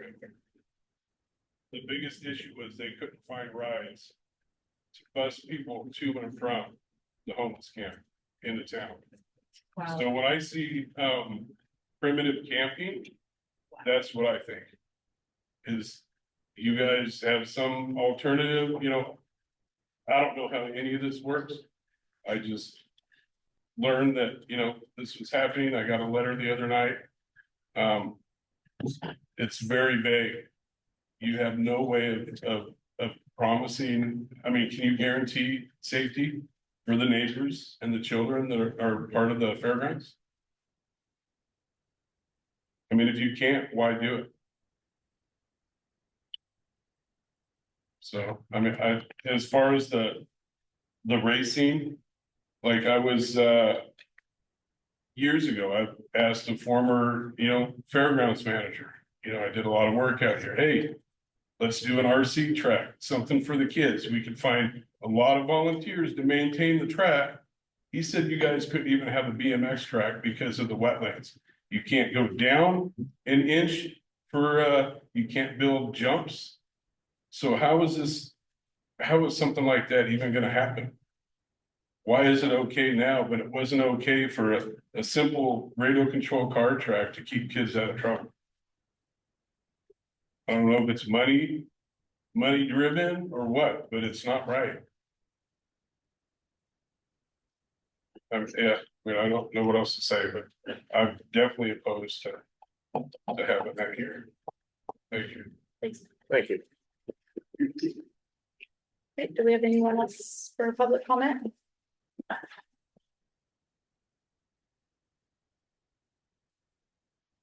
Hi, I'm Courtney Knutman, 92861 Waleski Loop, right next door.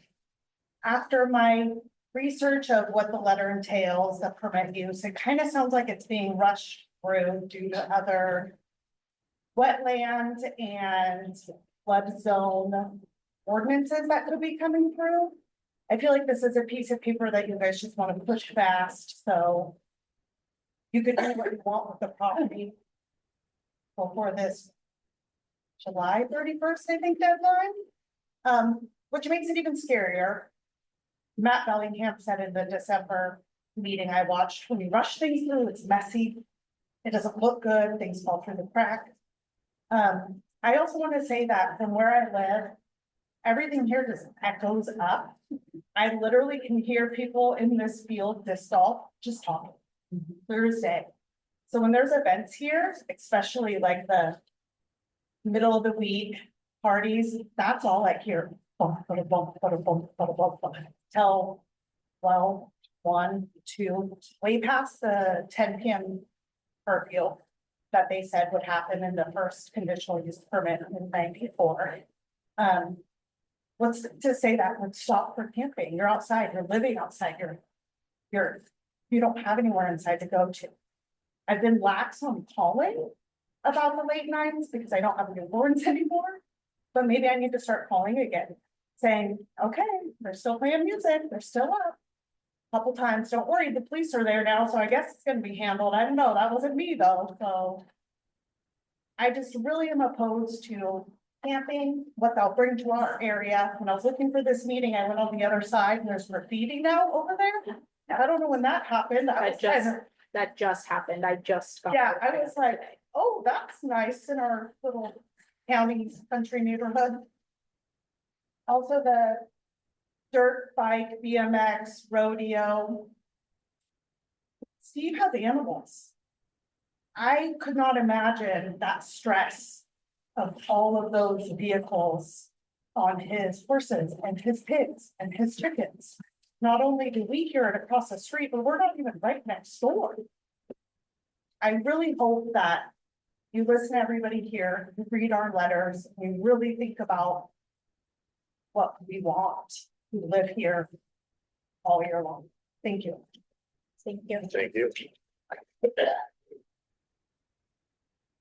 we have any other public comment?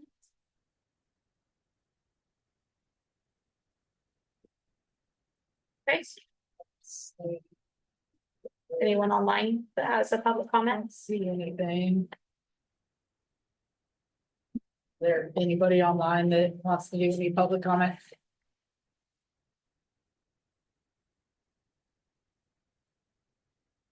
If you could, if you could send a message over in the chat, I don't think you guys can actually. We're interested in comment.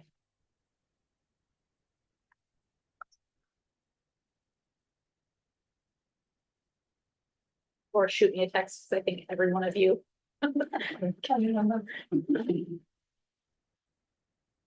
Okay.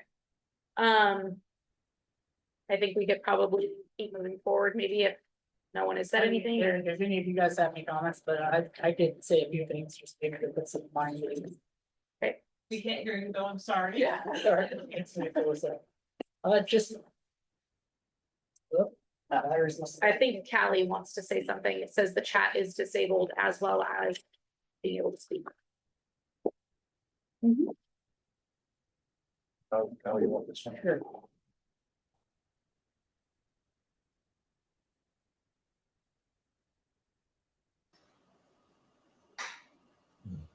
Hi, I don't have anything to say, but you can't chat in the chat because it's disabled.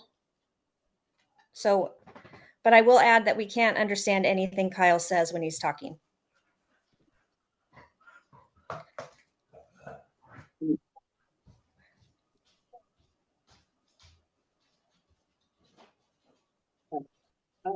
Just to put a little background on how we got to the situation where it all started, we really wanted to do the demo derby. And if somebody was on what it was going to take to do that. We found out through our original condition of the permit had a condition in there that said all motorized racing would be held indoor. So that's what started really the whole conversation about figuring out what we got to do to fix that. With really the main intent is to do something during the fair, whether it be practical, demolition derby, some type of activity happening during the fair. I think, as we started going through the process, it's like, okay, you've got to go through your conditional use permit anyway. There are some other conditions in here that don't maybe necessarily align with things that have been happening out here, or maybe even some housekeeping things like just some of the setbacks that were on this side. It's like, okay, we're going through the process, we paid the application fee, we're going through the the whole exercise, so let's try to touch on the things that we need to touch on. So it just to start with, you know, the big one, I think, the elephant in the room, the camping. There's no intention of making a campground out here. Really, what we have is the RV camping that's here. And it's there for the events and for the fair, and it's, you know, it's really meant for people when they're having them. But it's already here, so it's an opportunity for fairgrounds to make a few extra dollars here and there. What it ends up coming up to be is, you know, 1 or 2 people come in on the weekends, because there's an open spot, and it's just an opportunity for the fairgrounds and for people to be able to visit. There's no intention of putting in a tent campground or putting in any of that stuff. It's just people are really known fairgrounds at campgrounds. And we have camping for our events, and we have forage camping and stuff during that. So as we're going through it, you know, it's like, well, where do people tents camp if they can? It's like, well, you know, it's usually 1 or 2 people or something like that, and you're trying to find some grass. So it's like, they pop up in that area, like the little warm, they pop up in that area to do grass. But we definitely don't have any plans of like RV spots, campground spots, so where this is just gonna be people in here every day. It's like, folks, they wanna come down Friday night, visit town or attend or something like that. The 28 days, we would never intend to have anybody here 28 days. Why is it worded in here then?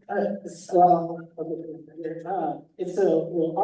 our current policy has always been no longer than 14 days, which typical is it's 1 night or 2 nights. What we do know is, like you were mentioning, like if you do get somebody that's here over 30 days, then no matter what, they're gonna be, you know, a tenant or, you know, it's a home. We never want to be in that position. So that's kind of like, when we're having this conversation, we would never want to.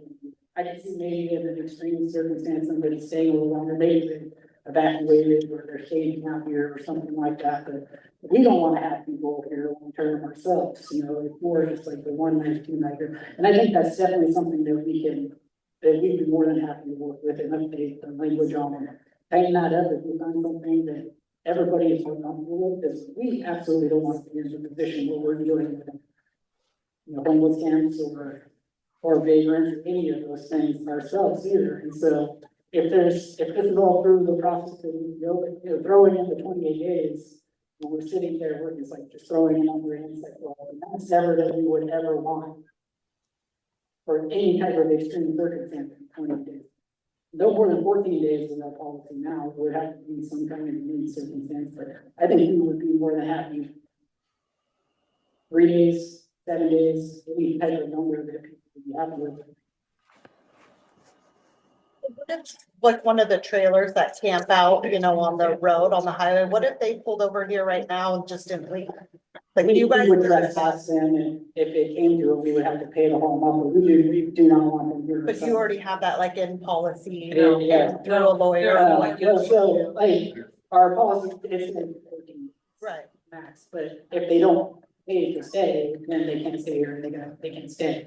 But they tend to not move though, once you tell them. And so that please leaves us, and I mean, and that leaves us in the pickle anyways, if somebody wanted to come even without even dump their trailer. Yeah. We would have to.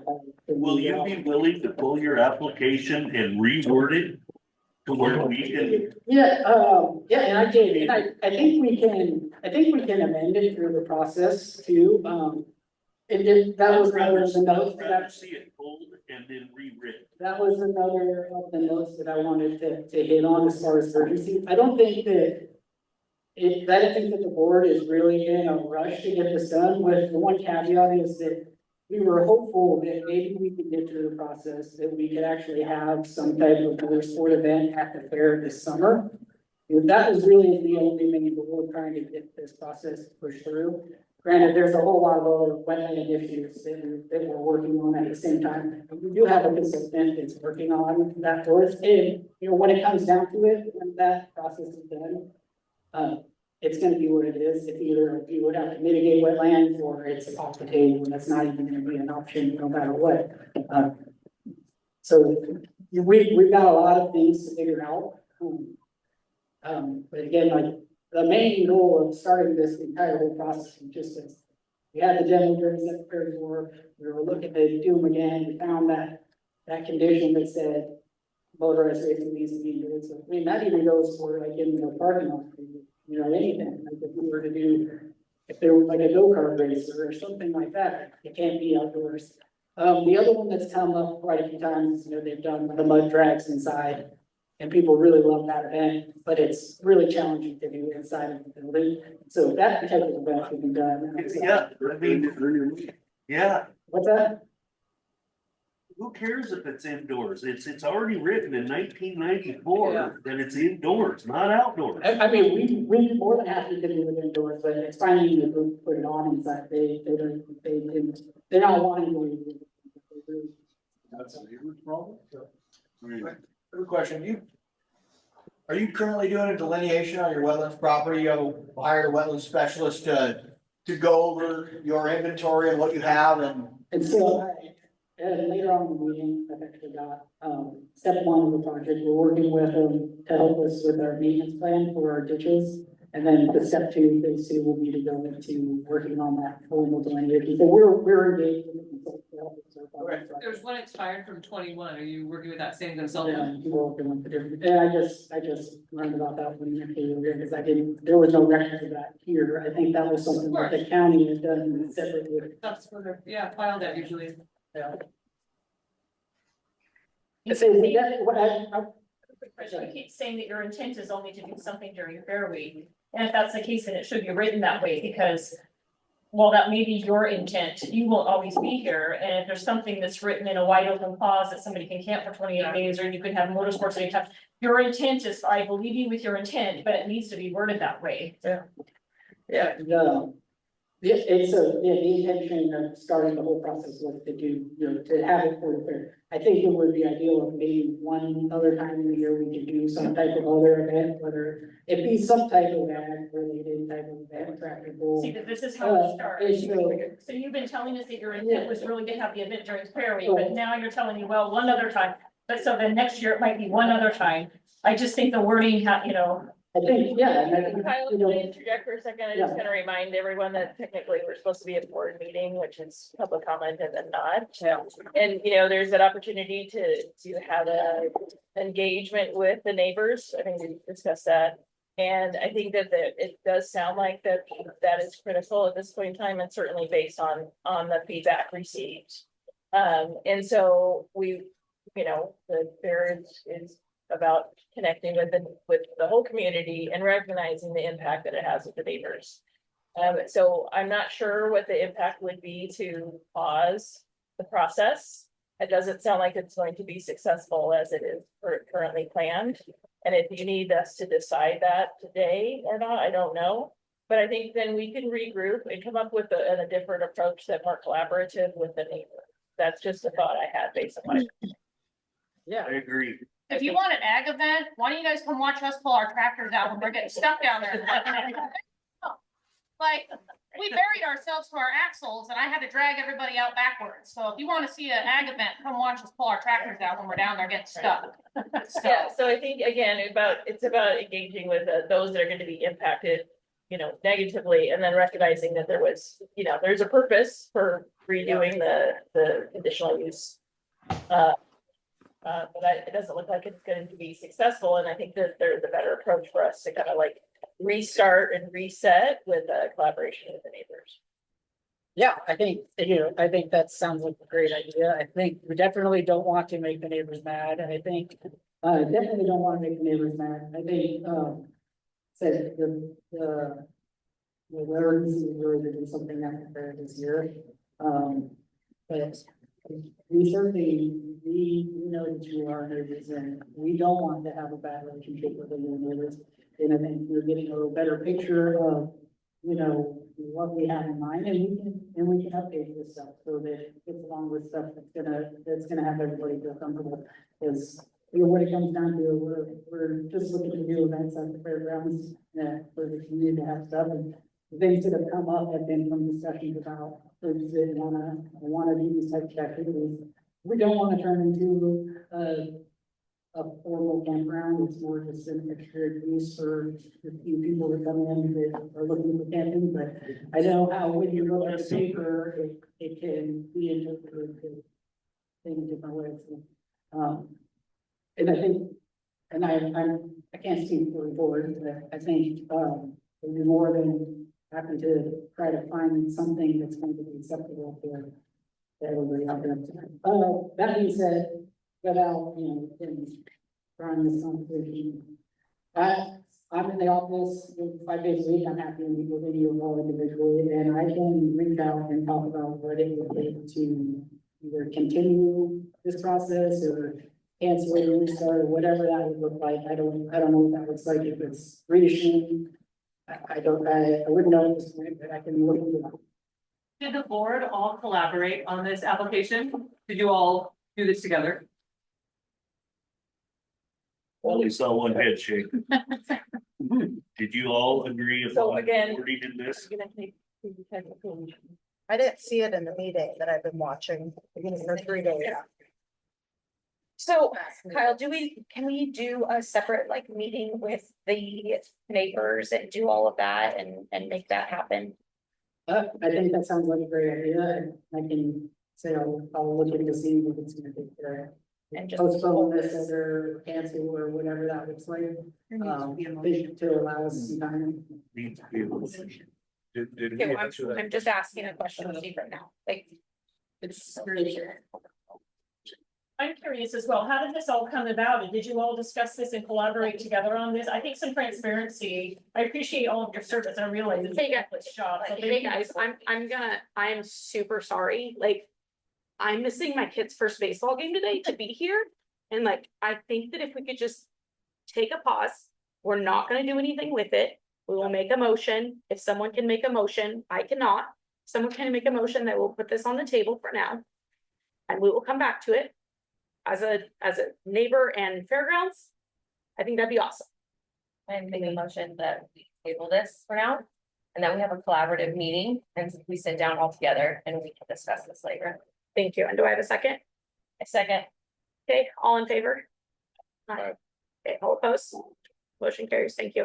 And I have one more question before you go to the ballgame. I have one question. no, I'm not going to a ball game, I'm missing my son's game, and I'm a volunteer. This too. It sucks. And is there going to be the Zoom meeting still on Thursday to discuss this, or Is this application gonna get pulled? So it sounds like that was the desire of the fair board. I will figure out what that takes, because that's a, process where we apply to the planning department to move forward. And so I'll figure out what that's gonna take, but it sounds like we're gonna cancel it. And Sounds make it like. happen. That's what that. Yeah, I don't know how that process works with canceling it. That's just really what it comes down to, but. Feel free to give her a hand and then she can answer. Okay. Okay. Thanks. I couldn't put anything in the chat or anything. So the process, Kyle, would be you would just need to send. I mean, I know it, but just send me an email because we have a documentation of it requesting that it be continued. I would suggest continuing it for 2 months, maybe longer, because you do have fair coming up and you don't want to rush the process as you're working through with the neighbors. And then we would, based upon your discussions with the neighbors and any amendments that you want to make to your application, we would renotice it and reschedule the hearing. The only thing that will happen on April 10th will be that we have to formally request that the hearing be continued because we did notice it. So we need to make sure that it's continued at a public meeting so that everybody is aware the date that it'll be continued to. So hopefully that answered your question. Thank you. I think so.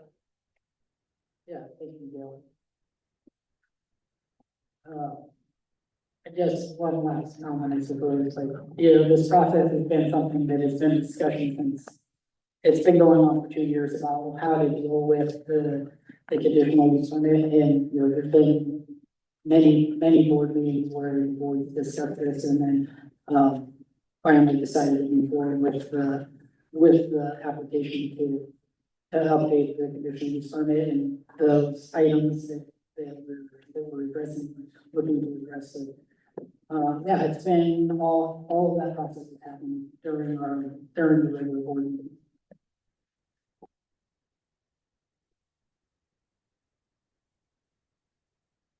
Okay. we will keep moving forward. And I probably shouldn't say anything more, but, I will say, like, we have talked about all those things, and I don't think that any of us have those ill intentions, like, you guys bringing those up, like, that is a total, all of your things are completely validated, like, we completely understand that, and that's why we want to be able to do that, because none of us are sitting here saying, oh my gosh, that would never happen, oh my gosh, this would, like, just know that we do hear you, and we very much want to, like, make that all work and do the right thing, so. I agree with what you just said. So moving forward, we will go ahead to the consent calendar with the March 4th minutes. So if we have I have a motion to approve the minutes from the March 4th meeting. thank you, and if we have a second? All in favor? Aye. All opposed? Motion carries. We'll move on to board member reports, which these should be pretty light considering we went over a lot of this during the work session. So we have concert. Yeah, we had a meeting on the 24th. It was Kyle, myself, and Bruce Bruce unfortunately couldn't get it directly, so he was on the phone. We made it work.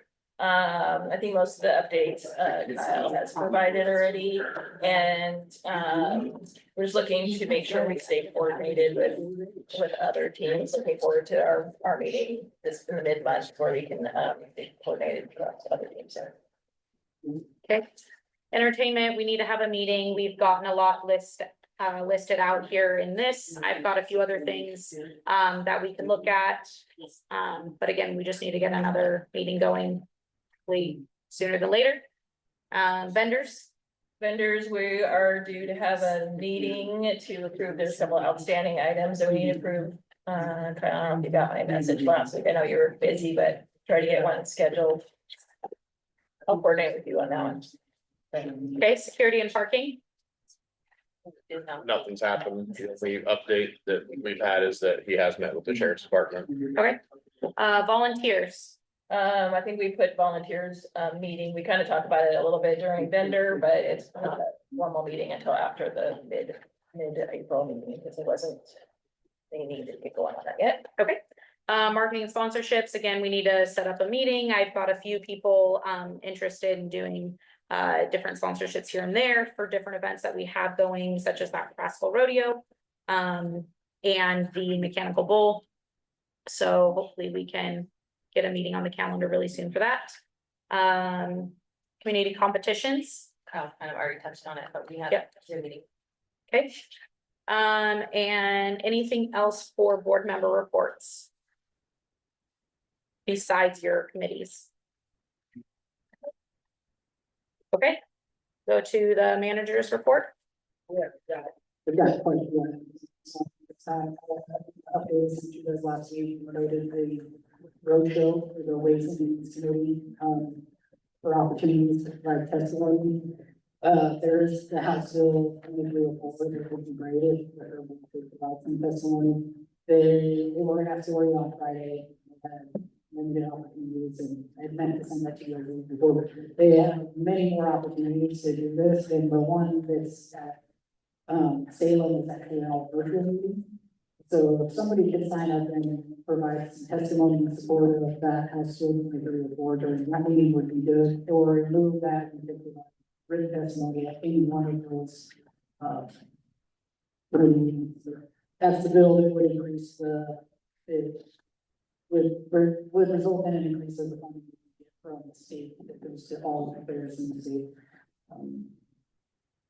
Lined up with Job Corps, they're all scheduled to come out and help us put the floor down for the Pride Wine and Seafood Festival, so that piece has been covered, and that's kind of one of the biggest pushes that we have to do to prepare for that.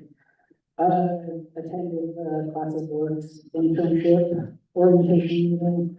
So this is the program, I think it's through the college, where they sign up students for internship opportunities in the summer.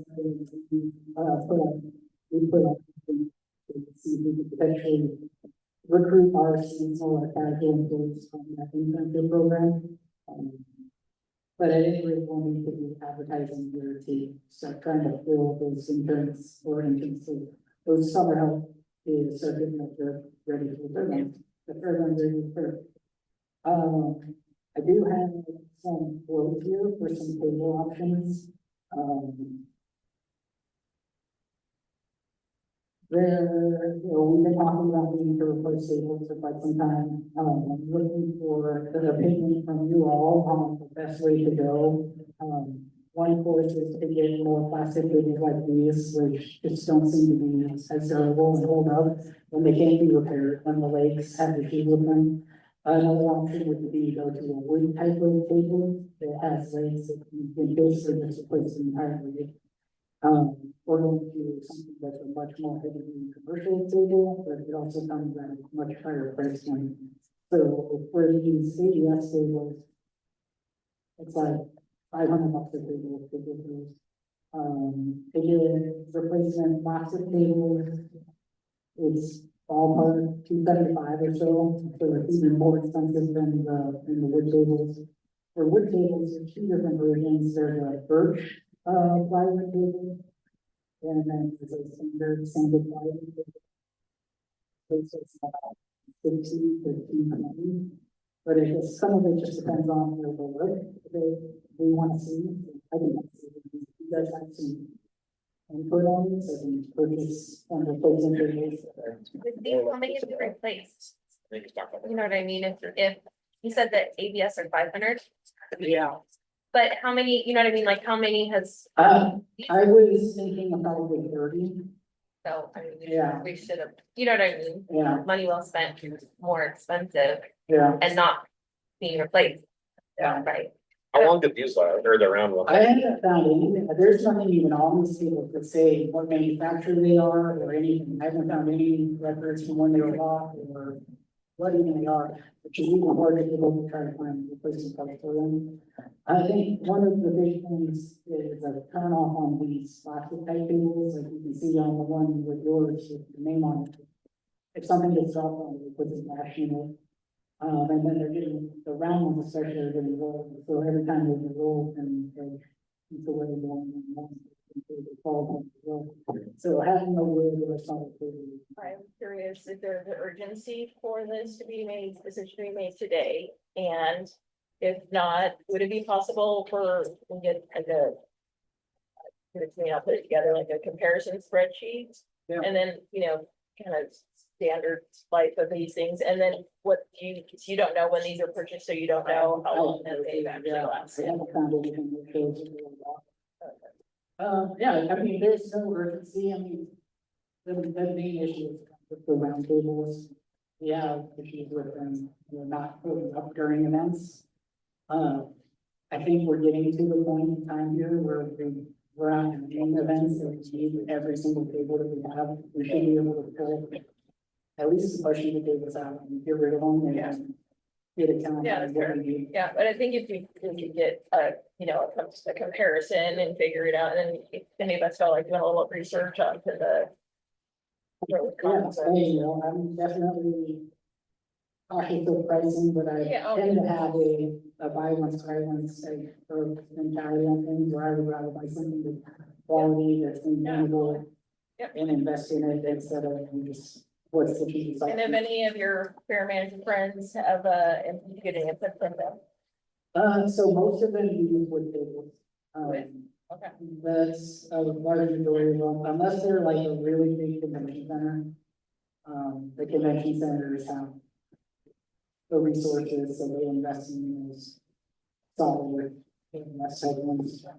How much do we make on table rentals, do you know, by chance, approximately? So the tables all come with the rental, so if you're. I meant like, let's say, someone's, And so we rent the table out, and we provide after $5 per table. Yeah. But that, there can't be any other events happening. yeah. So we only rent them out as, it's more like a service for people. We try to send them towards a rental company, if that's their business, but when there's somebody, especially a community group, something like that, that needs to be able to try to. So they can either. Yeah, we can do it, it's just, and I think like the next big thing is. The crowd wine and seafood festival, they only need so we definitely have a quality tables for their event. We just really need to get to where any of our questions tables are taken out of, so just, thank you. Do we have enough for the derby dinner? They rent all their own tables. Okay. Yeah, they rented wood tables actually, and then they put them. The wash and dryer that you guys asked for, we can deliver on Friday. We'll have to get the final installation for that done. To do the posts for, their board member bios and photos. We still need a couple more bios and then the photos. You want another? You want another? Another one? We're not retired. And pass it down. Thank you, Joel. We can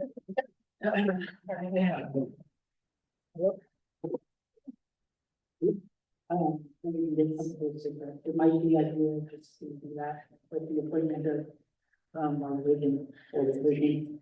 I'm working with our risk management, I guess, risk insurance on some ADA consultation. But I think we're in compliance with the new for ADA issues. I think it'd be good to have somebody do a consultation and provide us with some recommendations. The circuit went really well. One complaint that we had was, that there wasn't enough ADA seating, or that there was other folks sitting in the ADA seating, but you know, that's one of those really challenging issues where if a rental, we're not really here with the event staff to manage it, and if their staff is managing those types of accommodations, and it looks at us and we want to make sure that that doesn't happen. So I think that'd be good to get something from them. And, you know, they're our agent, I suppose. So starting with the working with consulting, that we're not paying a third party to come in at this point. Start with the questions that we need to be asking, and if we need to hire somebody to go with all that, and do that. One of the things that I need to get from you guys before, Valerie and MJ, for every time we have a new board chair and vice chair, there's a signature sheet, and it's basically who can sign stuff in my absence. So like, if time sheet needs to be signed, or purchase order or something needs to be signed, and something happens to me, it puts it on file. I have all of my, I didn't bring it in here. I'll just take that from you guys before. The hearing, that's in the table, and we'll work to schedule a meeting. I think if there's a way folks from here can send us their contact information or find ways that we can get date scheduled so that we can have a meeting and we can chat for some of these details. Probably our next step. So I don't know what that looks like. If you guys want to call the office and let us know some time, or if you can leave your names and some numbers for us to be able to. If there's a way we can pull who made comments too, that would be helpful to maybe get their. Reach out to be able to get a phone number or something and maybe pick out a couple dates that they can choose from that would work best for the most majority. Pass around a piece of paper to all sign it. We'll just. Yeah, I know some people left, so. We know who they are. That's just Robert Kelly and. I know. Just Robert Kelly. I know who they were. I'm just trying to make sure everyone's voice is heard. Yeah. Can you help with getting them something to write their names down? Oh, they got paper here. Oh, you guys, I was gonna say, I have something here if you need it. They got all Thanks, that. guys. Okay. Before we move on, can I make a comment about this? Sure. Is it proper? I don't think we ever answered someone's question. Did we sign off on this? And I've only been here since December, and I do remember that I signed off on this, because it's in my hand. A company to complete a reconnaissance of that area. And that's what we have in our hand. Yeah. And so I did. I don't read anything in here that says we're doing anything, and I thought this was very proper. Is that right, Kyle? So there's two separate things. The conditional use application was something that the board really submitted. The application, I would have to look back to the minutes, that was a meeting. And it would obviously be subject to FEMA, and I have to pause for a second, because like Mallory, I have a personal stake in this night. I lost property in Texas, where I'm from, where I was going to retire to, because a contractor filled in a wetland and a river behind my property and flooded it. And I fought that for 2 years. Texas Rangers got involved, FEMA got involved, blah, blah, blah, blah, blah. Ended up not moving there, bought a house here. I wanted to put a shed on my property in Seaside. It's 4 feet off the ground, folks, because FEMA ordered that. And I fought for 6 months. I lawyered up, tough shed lawyered up. And my shed is 4 feet off the ground.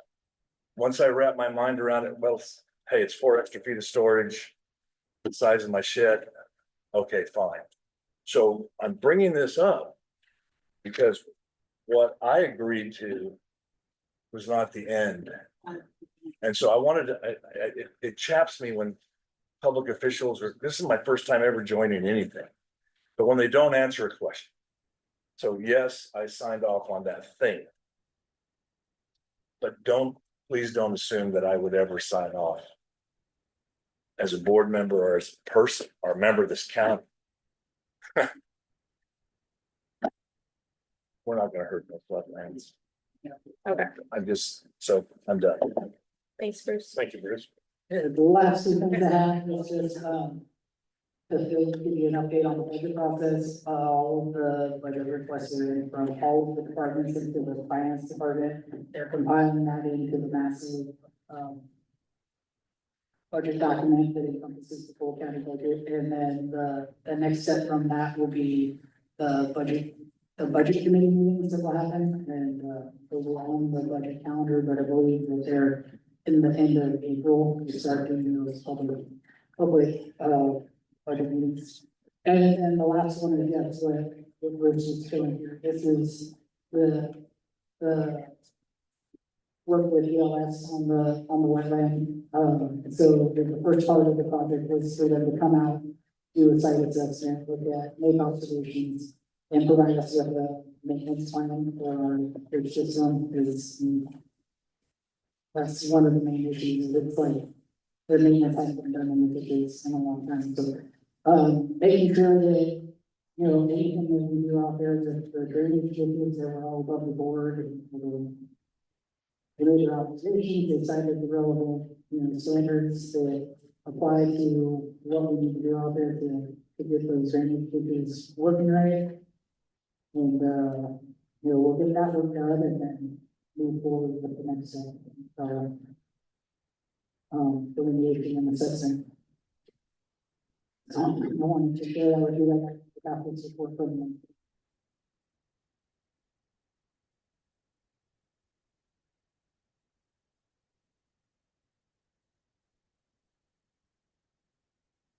Okay.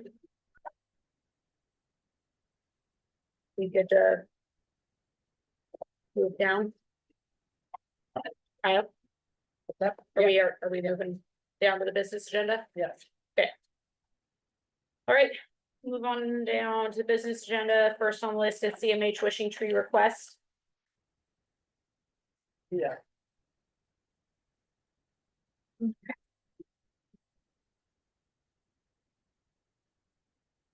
I'm never good.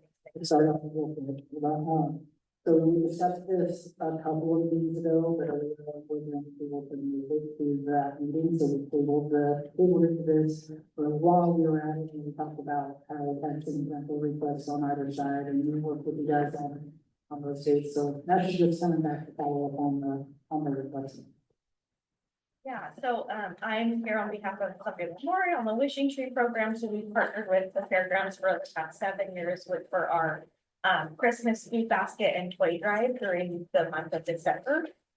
We have fed and given toys to up to 200 families per year. And so it's just giving back to our community and our community of those in need during the holiday season. And so the fairgrounds has provided us the space and storage for the food items. In the past, it's been usually mid-November through the third week of December in total. So breaking it down a little bit, the third week of December is the actual event, where volunteers come out here, we put together these food baskets and toys. And then the Friday of that is the actual pickup day that the families come and pick up their food and the toys. So we're asking to use this main area here, just as we have the past 7 years, for during that week to provide these baskets for the families. You guys also have allowed us to use the kitchen space as well as table storage, garbage, recycling bins during that week as well. And then just a little bit of a side note as far as the food itself. We do an entire food drive for the month of November. And then in the past years, you guys have allowed us to store the food in either up in the Onyx storage building in the back where the kind of the doors slide down and you can't see back there for the second half of November. And then we bring this food down here during that week that we start assembling the actual boxes. And then we usually return the keys by the following Sunday. So we have this main event for the Sunday before. I think Kyle and I have discussed the Sunday before is when we can have it through that following weekend. We would return the keys. So that would land on the fourth Monday of December. And we always ensure that it's clean, that tables are put away. So I am here hoping that we can continue that partnership. And we always advertise that you guys are a huge partnership in this, being able to provide these baskets for our families. It's I'm not sure if I heard correctly, maybe the Sunday through the Friday. Right. So Sunday through, so we start setting up Sunday, the event's on Friday, and then we usually would clean up and be out of here no later than Saturday morning. That was last year we had like one person that needed to pick up the next morning on Saturday. We always clean up Friday night, so it's literally just coming here the morning of Saturday, making sure all the boxes are gone in and everything's. So like this year, rented for last Saturday. And I think what we did was move the last item, so we do, we have to pick up. So it's similar this year, because we got a rental for last Saturday. So I have a question. Yeah.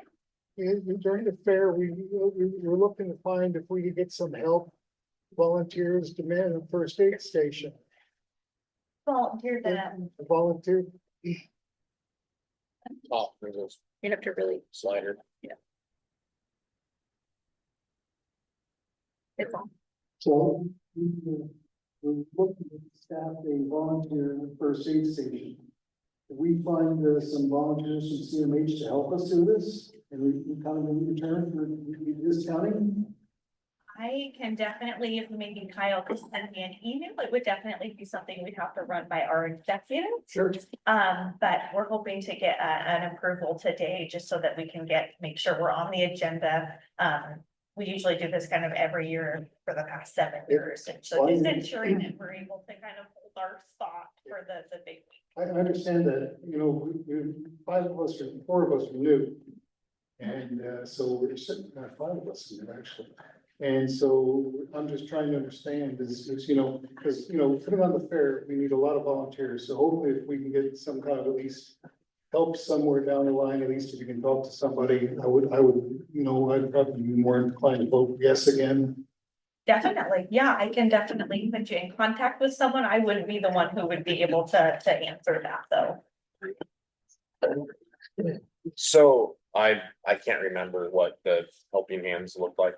Was this just a staging area or was this open to the public for people to come in and get there? So how it works is so our volunteers come all week, we're putting all of these boxes together, and then on the date of the event, which is the Friday, they usually drive around the building and then they actually stay in their car. And our volunteers bring their items out to them. So they're already boxed up. We have a system in place where we know like this person has 5 members in their household, so they get this many items, so it's like we almost go around and grocery shop for them in here, we have all the food laid out. And what did the fair do for a discount the last 7 years? It's been free of charge Oh, the free of last, charge. yeah, Okay. 7 years, yeah. And I think it was in here, but I don't want to fumble through 170 pages. How much, what's the value of that if we rent the space? So the rental price per day is $1,000 per day. This is a event that I think is one of those that really gives back a lot to the community. And it is, with the exception of some holiday parties that we're doing some activity on, it's a period of time that we don't see a lot of business. It's pretty slow for us, and it's all midweek. So, you know, this is something that I think the fair board has been very comfortable with for a long time. So you want a decision tonight Yes. on this thing? If Okay. possible, yeah, so I can report it back to our executive team, and then, I did want to mention another integral part of this is the fire department of Astoria is another huge part of this, and so they come out and they do, I'm sure you've seen, they do their food drive throughout the town every year, and that's who partners with us as well, and providing us food, they bring out, we also do a food drive at our hospital, the local grocery stores partner with us and do, so there's a lot of parts that piece this all together, and it's just so impactful for the community. If I may add, CMH, you guys sponsor the Great Columbia Crossing every year. We do. We can't even know how much financial aid that brings into this county. And so I just wanted, if you guys didn't know that, my fellow board members, that's a big deal. I'm a part of that every year, and you guys donate a lot more than you're asking for us to donate. I just want that pointed out, and thank you. So anyone else have any other questions? Looking for a motion? Yeah, I was just asking if anyone else had any other questions, and if not, page 7 has the motion, if someone would like to make one. So I move to approve the use and waive fee for the annual food drive for CMA, or for the Sunday through Friday night. And a second? Second. Okay, all in favor? All opposed? All right, motion carries. Thank you so much. Thank you very much. Thank you for all you do. Okay, we will move down to. Sorry. Our gender request. Yeah, I don't even know where I just lost where it's at, but yep. Sounds good. So, yes, so we put together. We put together one to be able to present this, formal request to be able to get on the agenda. That way, you know, we can get all of the documents put together ahead of time and get that information out to the fair board and everything. So we built this web form, but before implementing this is something that we wanted to bring to the fair board as a recommendation, and have you guys review it and decide if this is a policy that you guys want to implement in, or if you want to address it in. But I think this is something that would be really helpful for us, having all the information together for the fair board in advance of the meeting.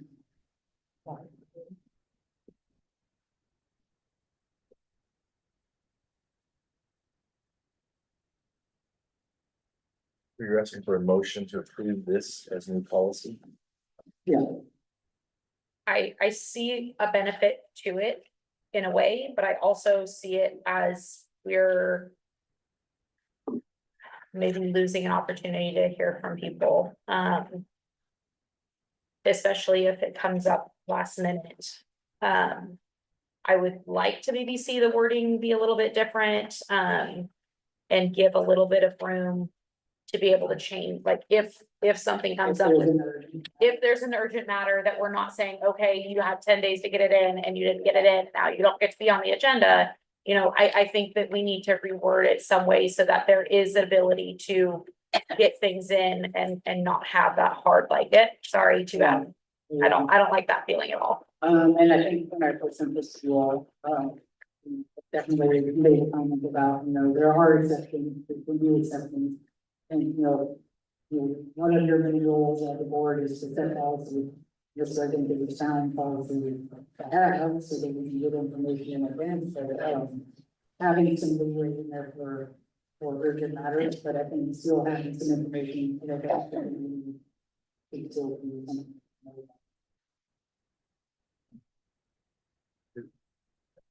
Right? I don't know our current policy. on this. I don't think, Oh, yeah. okay. And that's why, you know, instead of just making it more than implementing it, I think it's important that you guys, you know, like, Are you saying you like this, but would you say sort of? I would like, yeah, a little bit of leeway in it. Cause I agree, people should be able to say something, but. For those, oops, you know, for those. yeah, and so, you know, there's always public comment opportunity rules or regular meetings. This is what we're asking for action from the board and advance the meeting. There's information and circumstances that the board can research or background information. Number 2 says, fairgrounds manager will consult with the fair board, so we're gonna have to consult with you on every requested agenda item. It says with the fair board chair, and that's how your bylaws are right now, and that's standard for board, with the chair is someone that's for reviewing the agenda. Any board member can ask for an agenda item to be added. Typically, the manager and the chair of the town building the agenda. So could one option be for anyone that has any recommended changes to send that to you, and then we could have multiple versions or kind of consolidate that potentially for the next board meeting? Is that an option? I don't know. We have something like urgent matters. 24 hours in advance of the meeting with paragraph members. Yeah, something like that. And I can reword it and whatnot, if we can just table it and have recommendations brought to the next meeting. Yeah, I say there's no word knocking something out for this, if it's in this. Something I we think it's did good for for the conversation.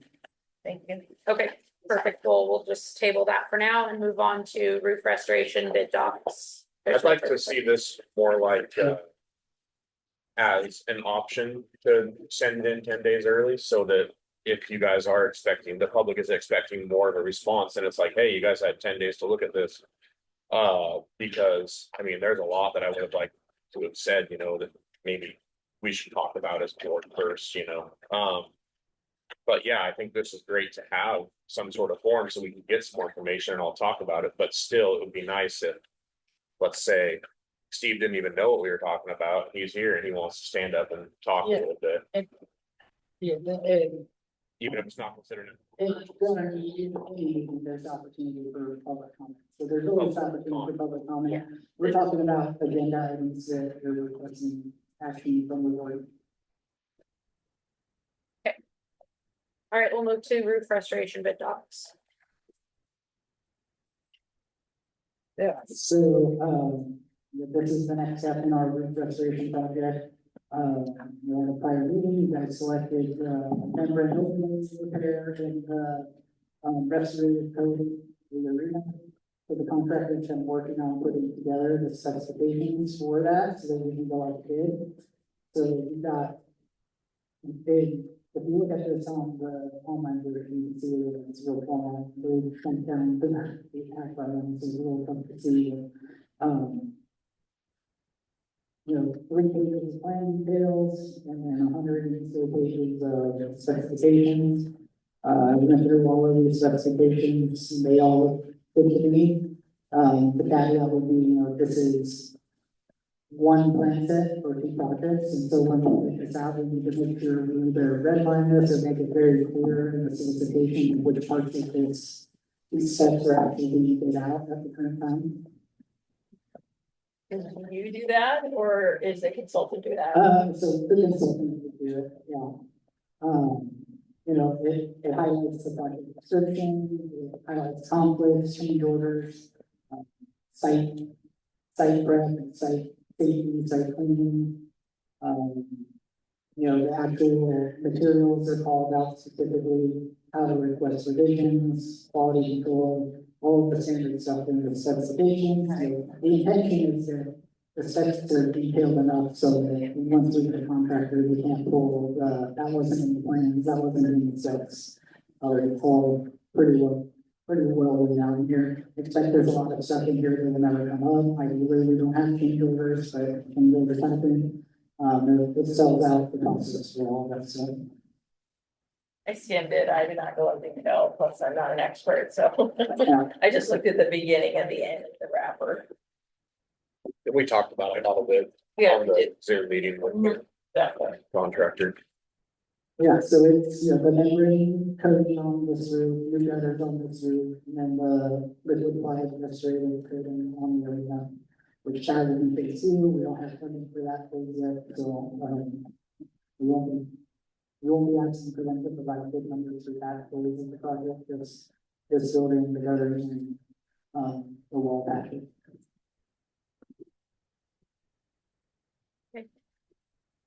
So the next steps, if you guys approve these specs, we'll bid it out, and then once we get the bids back, we'll bring the bids to you guys for approval.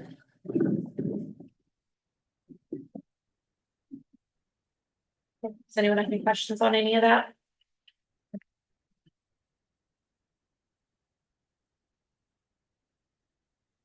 Okay. Is anyone ready to make a motion on that? I make a motion to continue what we had started with the roof restoration, so we can get our bids back and get it taken care of before it causes any more damage. Okay, do we have a second? Second. Okay, all in favor? All opposed? Okay, motion carries. All right, we'll move on to the project construction administration services. Yeah. Yeah, so when we bid out for the assessment on this building, we didn't know what the repair was actually gonna be, so we didn't include the administration of the contract for the construction in that part of the process. So this would be a time and expense, contract with Serta as the project designer to help us bid the project out, deal with submittal approval, deal with the inspections and workmanship and the warranty inspections. And so you can see on here, the price amount for it is $23,750. Some of, these expenses will make it build as they're used, so stuff like, the permitting, if they don't need to support the contractor with permitting stuff, if the permit, if the plans is good enough that they can just get their permit issued outright, then that might want to get building. But in no way would it be able to scope of the total not to exceed number without coming back to the board. So the bulk of it is in the site visits, when it will be out there inspecting the work that's done.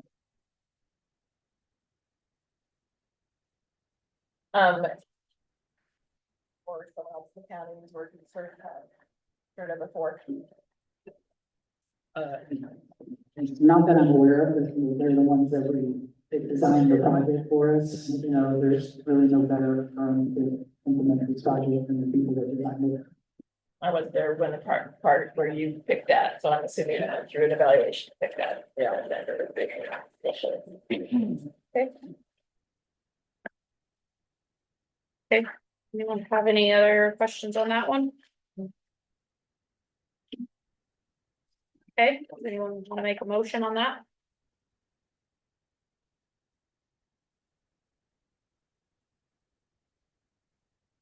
On page 158. I move to approve the contract with Serta for construction administration services. Right, do we have a second? A second. Okay, all in favor? Aye. All opposed? Motion carries. And we will move on to the Bulls and Bronx contract. Yeah, so we've been working with Howard to bring back another Bulls and Bronx show this year. We were really looking for the weekend after this, but the regional circuit final do that with sales, they are not available to do show the following weekend. This actually might fit out a little bit better, because that following weekend, I think it's also open day, as of season. It's right around there, I think, when we were looking at the calendar, or something like that, one of the dates are looking at that. So this is basically to do the same program that they did for us last year. The price is $38,054, for them to come in. With that, we actually were in the black on that event last year, so I think it's something that we're comfortable with approaching. It's in the budget again, and we've got a much earlier start on it.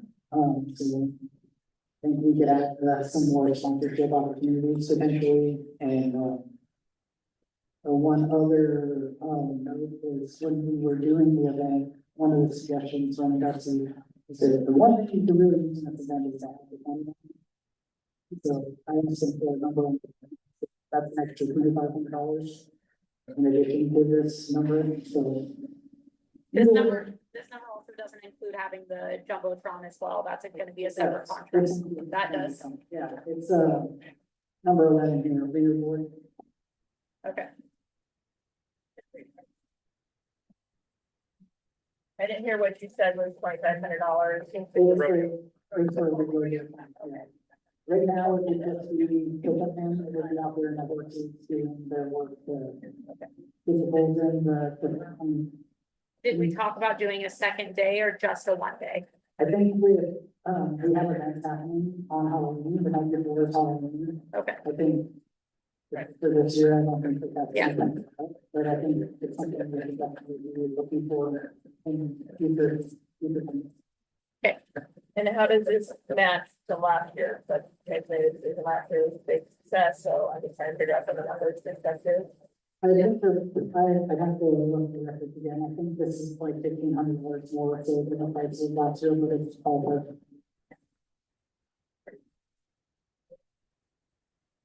Okay, do we have a motion for that?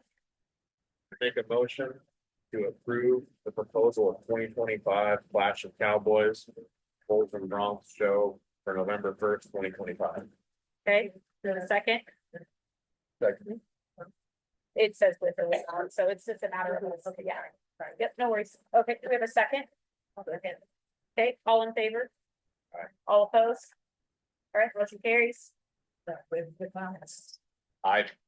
think You with want or us with, to, I think with or without, like, it'll be dependent on who we can get, because it's a separate thing, I believe. Because it's not contracted through them, I thought, when I talked to them. Okay, so last one on the business agenda is the Fair Board applicants. Yeah, so as far as process, I've already sent the county, an agenda item to get this at their work session next Wednesday.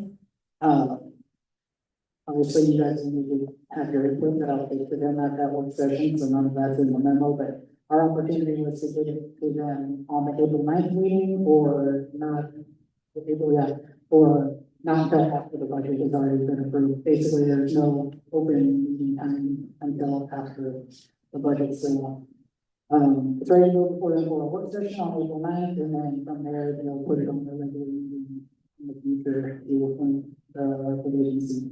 So are they doing the interviews April 9th then with the applicants? No, they're not. So they only have 5 minutes allotted for this, even on this April 9th meeting. The reason why we got the interviews the last time, that was actually set to be the joint session with the Fair Board and the county board. So they had like this day already set to meet with the Fair Board. So they took advantage and instead of doing that. Okay. Interview session or session with that.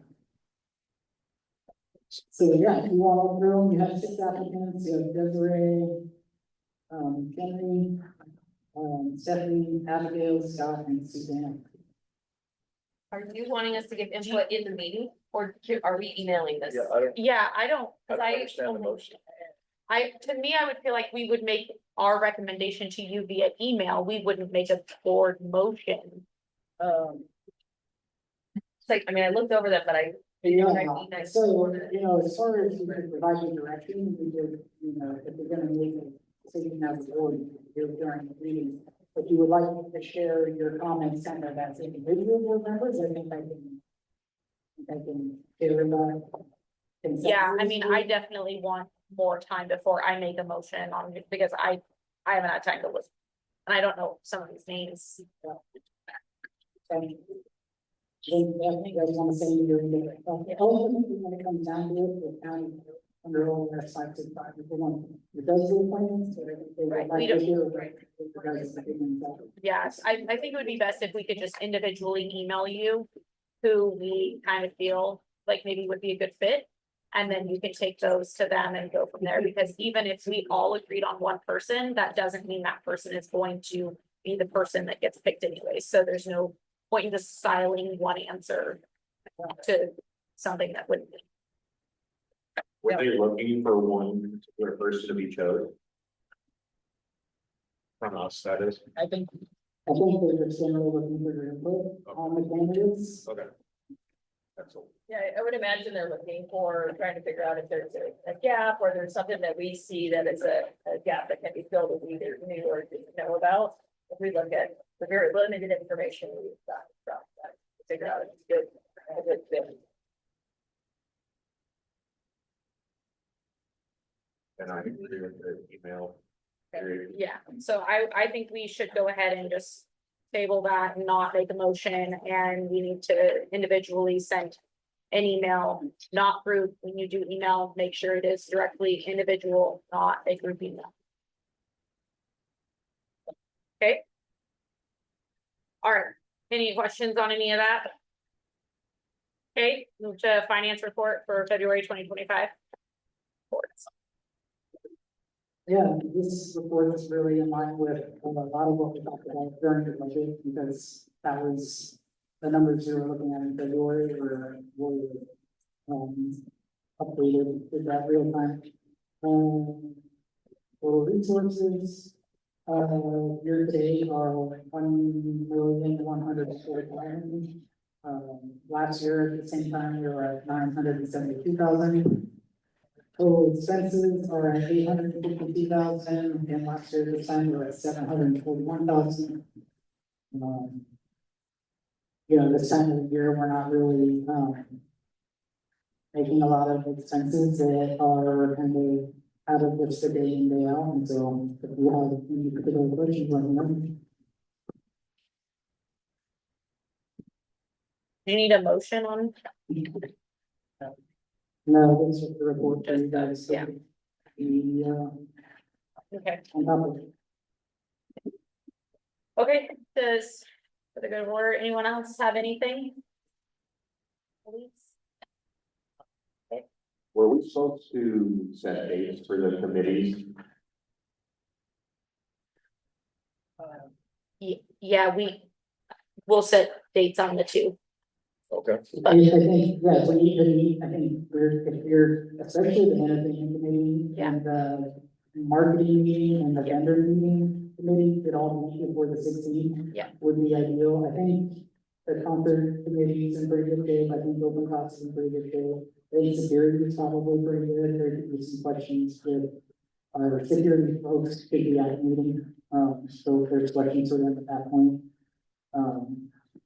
Vendors who have some approvals to make, we need to do some recruiting. So if we just want to do the marketing, we really need to tackle some concert marketing. And then, sponsorship, good enough program.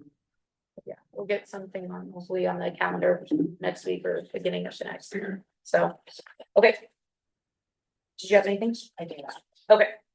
Everything? Okay, Joel, do you have anything? Go to the order? That was it. Okay, Bruce? I'm done, thank you. Okay. I don't think I have anything else. Thank you. End of the meeting. I was wondering if I could.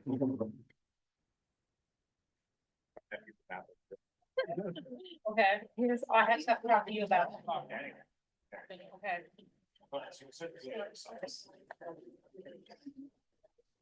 Mm-hmm.